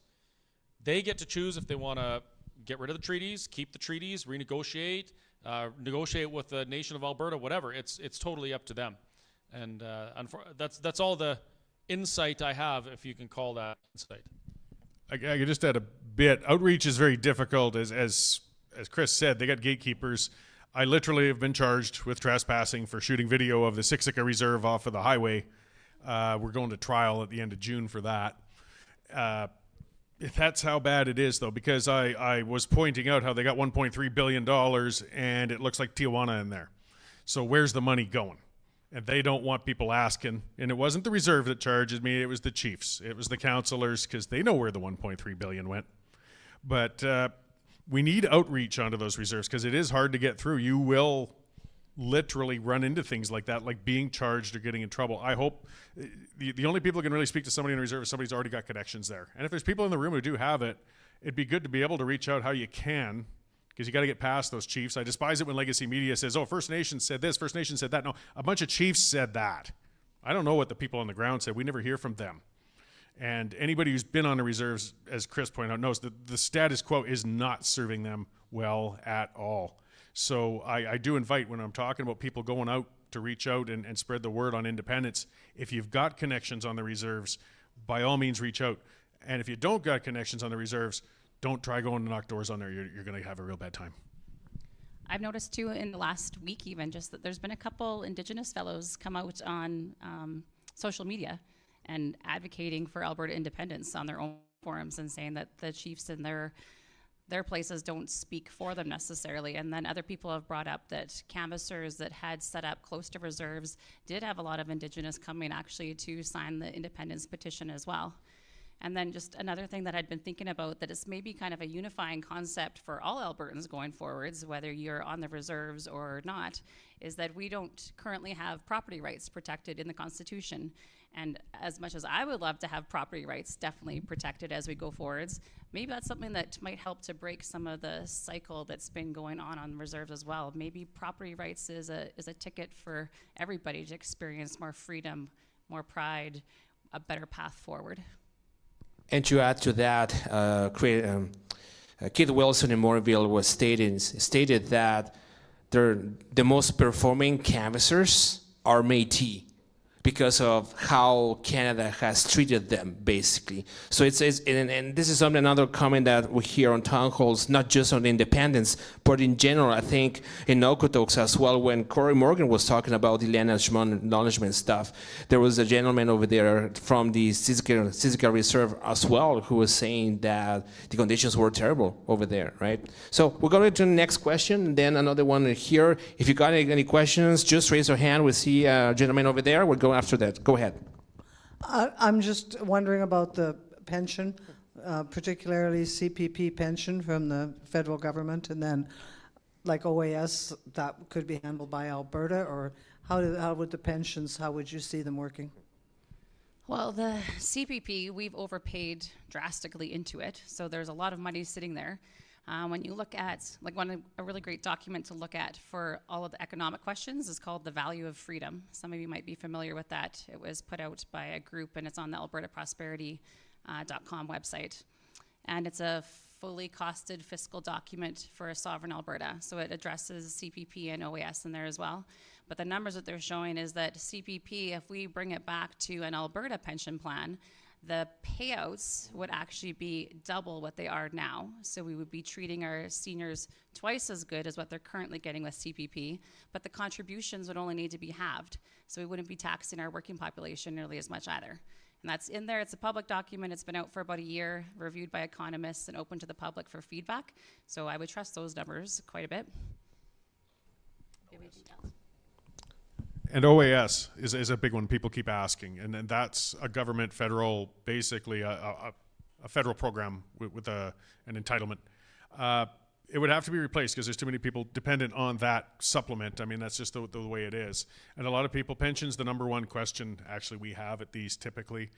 The main thing is assuring people, I mean, there's lots of different plans and things we could do with a pension, as Tanya laid out. We certainly have the funds to do it, but also just always remember, no matter what happens in the negotiations or what goes on, we are not going to let our Albertan seniors be left hanging. We're going to take care of them. If the federal government does something stupid and cuts off OAS payments, we'll make it up. We've got the money. We're never going to let any of our citizens be financially in bad shape because of because we become independent. The point is to make it better for everybody, and we have the means to do it. But we do have to make people comfortable about it. It's sad that there's so many people that really are one OAS payment or CPP payment away from insolvency. That's how tight things are for a lot of people, and that's why they're concerned. So we can make it better, and we know that. We love our neighbors. We're not going to let our neighbors down on this one. Is our CPP payments livable? No. Okay. I saw an interview a little while ago with a fella in Venezuela.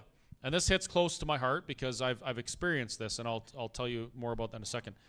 The question posed to this Venezuelan was, why didn't you guys, like, you have democracy, you can vote, why didn't you guys just get rid of this government years ago? Like, he ran your country into the ground. He took you from a beautiful, prosperous, resource-rich nation with huge tourism industry and a bright future to a communist, like, hellhole.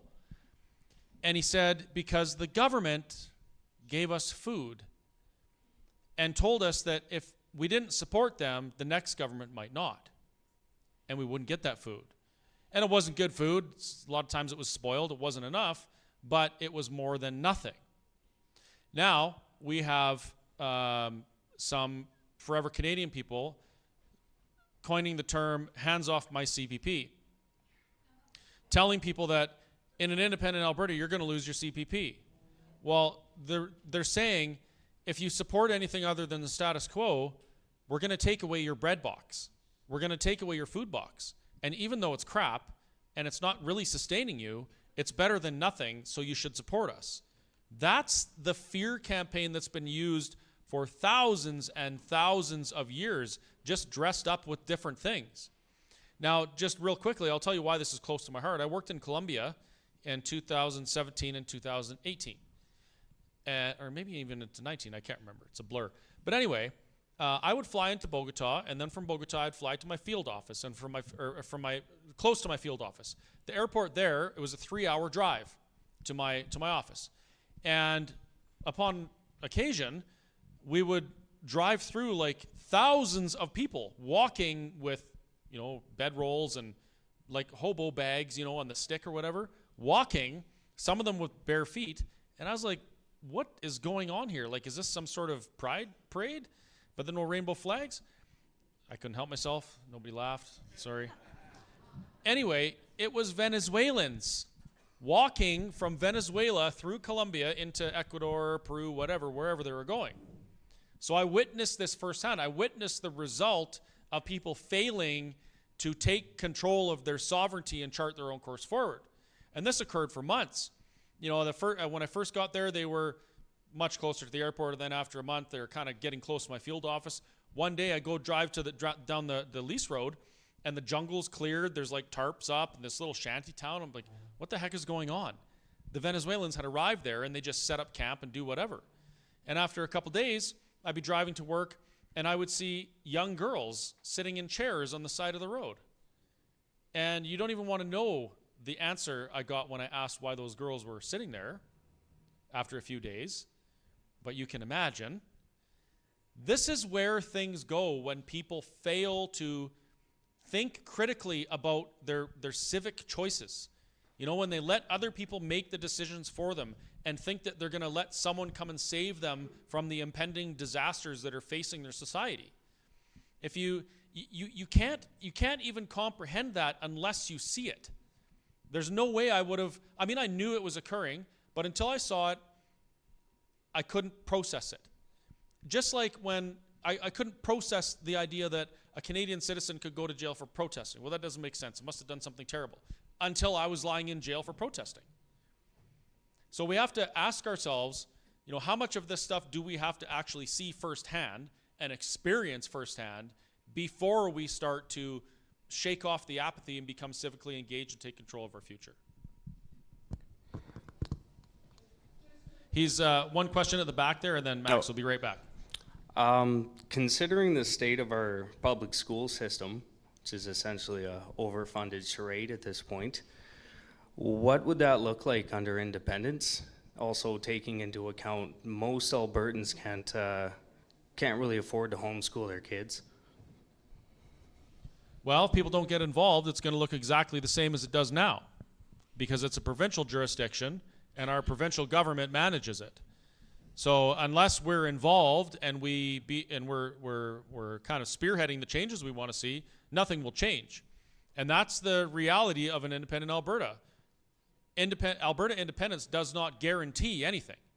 The only thing it guarantees is that for the first time in Canadian history, Albertans will be able to chart their own course forward, for better or for worse. So if we become independent and everyone goes back to sleep, they're back watching hockey instead of going to the CA meeting, instead of being involved in local politics, school boards, stuff like that, nothing will change. It will be the same. This is a participation sport. But the key is, right now, it doesn't matter how much we try and participate with certain things, we're unable to affect change. And independent Alberta gives us the opportunity to make it better. And that's kind of where the hard part comes in, that we have to go to work and we can't stop the work. Yeah, I'll just add, and we can't say for sure what policies Albertans will adopt post-independence, but it offers that clean break to be able to bring in a new and better system. I mean, I'll just offer what I like. I like voucher systems. It's the true equal way to go. There's this much dedicated for every student, and it will follow them wherever they may go, the equal amount, whether you go to homeschooling, a public school, a private school, and then parents, if they want to spend more on top of that, that's their business. But just the same amount per student and allow mobility and choice for parents. And I just can't think of a better way to go. But to try and do that within the existing structure, it's going to be darn difficult. That's we really get the opportunity to try and get something like that with a new Alberta. Yeah, I actually campaigned a little bit on that at one point in my life too, the voucher system. And from my perspective, there's lots of logistics to work out with it, but you're creating basically some competition within the school system, that schools will be compelled to create a community that reflects what the families in that community would like for the education system, and then they would also have to staff that school appropriately, because that voucher system, that money is going to come with attracting more students from your community. So to me, it kind of makes sense to actually increase a little bit of competition that increases the merit base of the people that you're hiring. It solves a lot of issues that way. And I want to let you know, right now, the spending in school districts is pretty darn transparent. I went and looked at some information publicly available, and every school district posts this. I looked at the Office of the Superintendent spending in my area, and I found out that our superintendents are going to other countries 3 or 4 times a year and basically recruiting international students. And now they're trying to say, well, they pay more when they come here. No, it doesn't work like that. It costs us money. But they're going and they're spending hundreds of thousands of dollars on trips, and if they drive from downtown Edmonton to, Mundare, and they buy a coffee, well, they bill the taxpayer for the coffee, they charge for the mileage, they charge for everything. And some of the stuff that I saw was just insane. 3 or 4 conferences a year, between $1,000 and $3,000 to go to each of these conferences, plus meals, plus hotels, plus travel. So the expenditures for one person was like $700,000. Now, this information is publicly available online. Any one of us parents could have gone and looked at this at any time and said, well, how come we can afford to send the superintendent to Milan and then to Tokyo and then to Berlin recruiting international students, but our classrooms are overcrowded and we can't get funding for the things we need. So this is already something that we're guilty of allowing to happen. And it really drives home the idea that this isn't just about creating something new, it's about creating something new in the way we act. It's about creating a new habits for ourselves where we're paying attention to these things. Because if we don't, it's just going to continue to happen. Before getting to the next question, I would like to talk to the people who are watching online, because I watched the chat here. If you have questions, just put the exclamation marks. I'm going to get to the online questions right after, okay? So, sir, your question, go ahead. Sure. Okay, so when we become independent, what's going to happen to the other parties, like the NDP? Can we scrap them, the Liberal Party, get rid of them?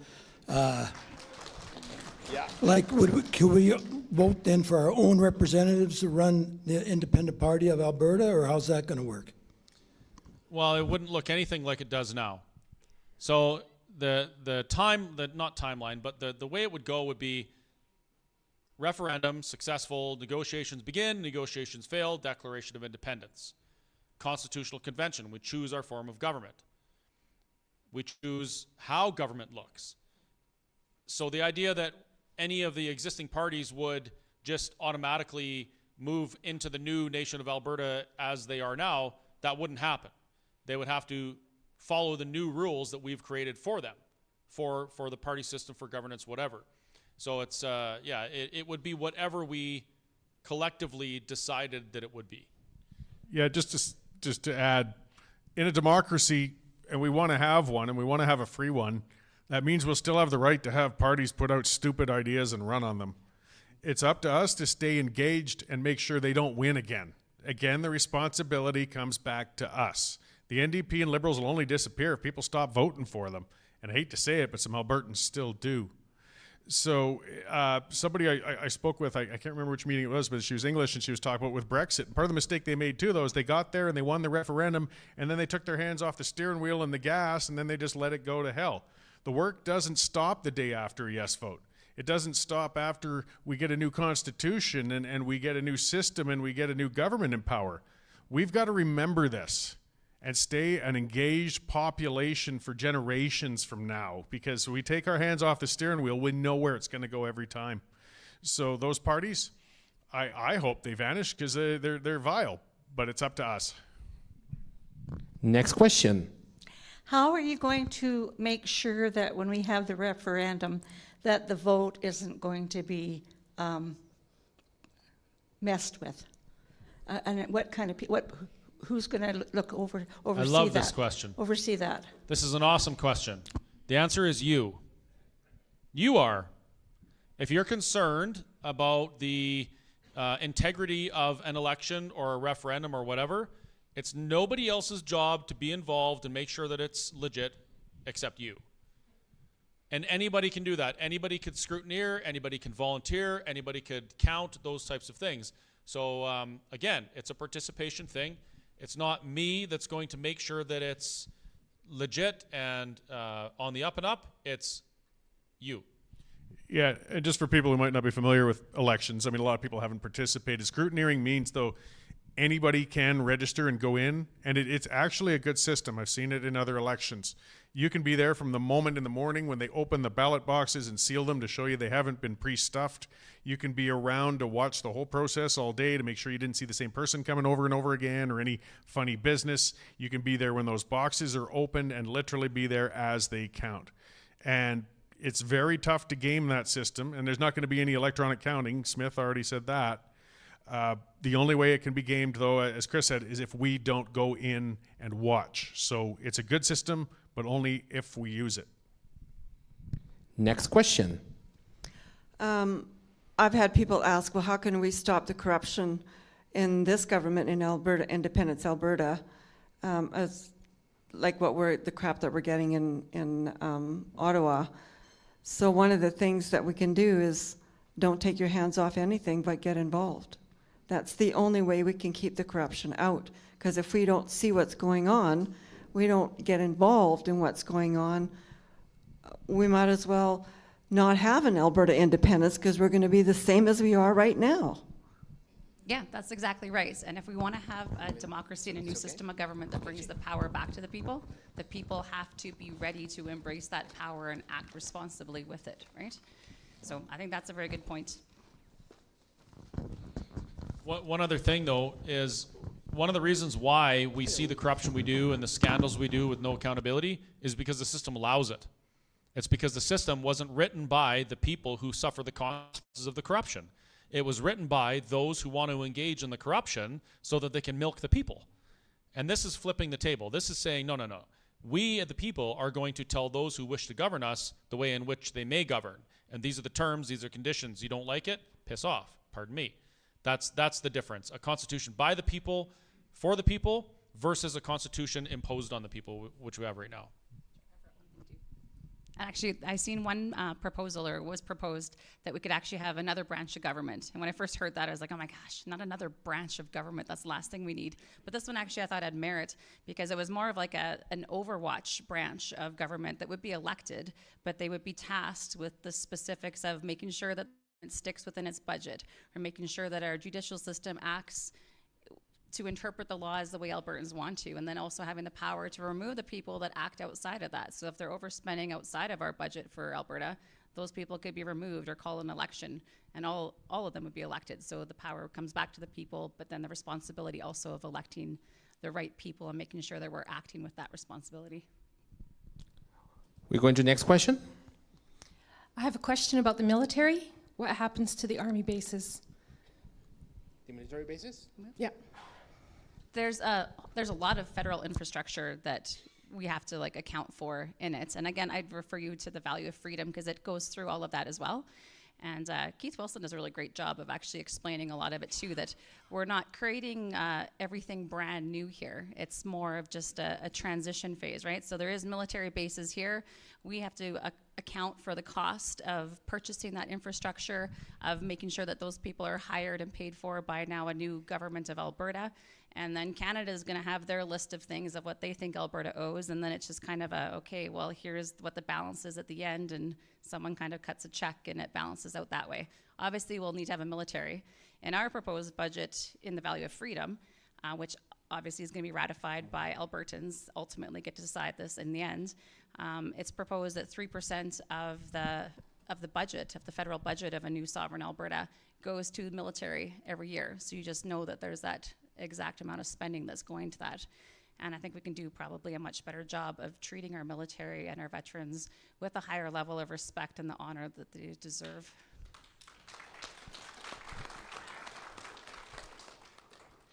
I'm just going to take some online questions.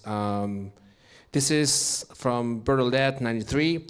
Is there any real conversations happening about bringing forward campaign ads from SFA/EPP? I don't think we can respond on their behalf. Is that accurate? So the question is more like, is APP or State Free Alberta, I don't think she makes a decision between both of them, are going to make any kind of ads on highways and that sort of thing. I don't think we can respond on their behalf, right? If they're going to do advertising or ads, is that what you said? Yes. Oh, okay. And I don't know specifically for APP or State Free Alberta.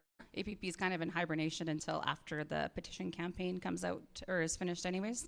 But I anticipate there's going to be a lot of groups that come out. A lot of third-party advertisers will be seeking that status. There'll be tons of advertisements going out all over the place. And it won't just be one group kind of leading. In the past, I think Alberta Prosperity was like the major group leading the education and the merits for a sovereign Alberta. But in this next phase, I think you'll see a lot of different groups coming out with lots of information and perspectives, all heading the same direction. Okay. Another question, this is like kind of a weird question. It's more like a comment type of thing, similar to the one that we have last week about infographics and everything. This is in regards to the document value of freedom. One user suggests that we need to put or condense the contents of the value of freedom into a poster or something. I think that there's already enough information. I think enough from Rights of Alberta as well. So the information is out there. What's your answers for that comment or question? I'll answer the same way I answer anybody that tells me that I need to do something. Why aren't you doing it? Yep. These are things that anybody can do. The information's available. You can find it. ChatGPT could be your best friend when you're trying to compile, stuff like this. The Alberta Prosperity Project website has tons of printable material that you can use. So I just want to remind people, this is a participation sport. So before you say, Chris, you should print out things and get them to people. You need to go say that, but looking in the mirror, and then go get on your computer in front of your printer. And also there are AI tools. Again, I'm not AI. I'm a human in flesh, right? Because the CBC thinks we're all AI nanobots paid by Donald Trump, which is not true. But Grok and ChatGPT can actually condense the information and make nice infographics as well. So it's up to you, basically. If you want, I can do it. The prompts are there. It's very easy to do. And are there any questions here? You can just raise your hand if you have any remaining questions. Anyone? If not, that's oh, just there's about one over there. I'm just going to get my microphone over there to the gentleman over there. I'm running. I'm driving 80 miles an hour. Go ahead, sir. The federal debt is around $2 trillion. If Alberta gets their independence, what will their contribution be towards the federal debt? Would you like my opinion? Because it's just an opinion. Yes. 0. Okay. My opinion is that it should start at 0. And the reason for this is because over the history of Confederation, Alberta has contributed net, when adjusted for inflation, around $1.2 trillion. 1.2 trillion with a T.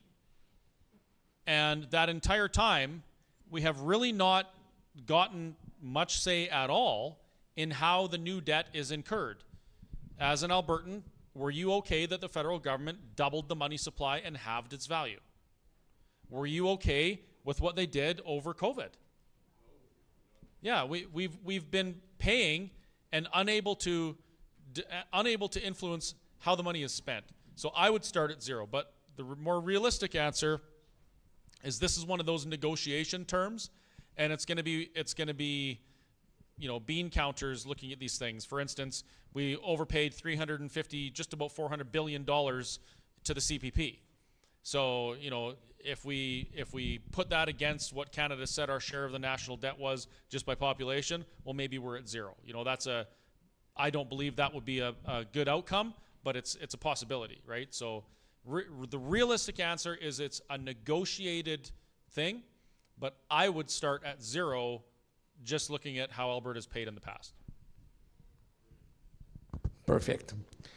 Any more questions here? One. Oh. Go ahead, sir. This has to do after the independence and we're separated. And you said that, obviously the Canada pension continues to be paid. However, after independence, I think the Canadian dollar is going to be below 50 cents, maybe lower than that. Would Alberta make up the difference in the CPP? Yes. Initially, if it's going to leave our seniors hanging, we will find ways to make sure that that doesn't leave them bankrupt. These are things, though, so we talk about CPP is transferable. You move to Mexico, you move to Germany, you're still going to collect your CPP. So even an independent, but the value of it was going to go down, I understand. So I think one of our priorities, though, still, even because if we had to kick in extra to make sure we aren't bankrupting our seniors due to a collapsing dollar, we should be building our own plan as quickly as humanly possible and disconnecting from the dependency on that CPP as it is. But it's a concern. When the dollar goes down, anybody with their reliance on dollars is going to have a hard time. We will have to make sure we take care of everybody. And anyone that I've talked to who's involved in conversations about this in the independence movement, there is nobody that I know that would ever disagree with what Cory just said. Like, that is a hard floor there. Like, under no circumstances can anybody get left behind. That's just the basic moral starting point of this whole thing. Any more questions from the audience? 1, 2, 2.5, 2.75, 2.875. Okay, almost 3.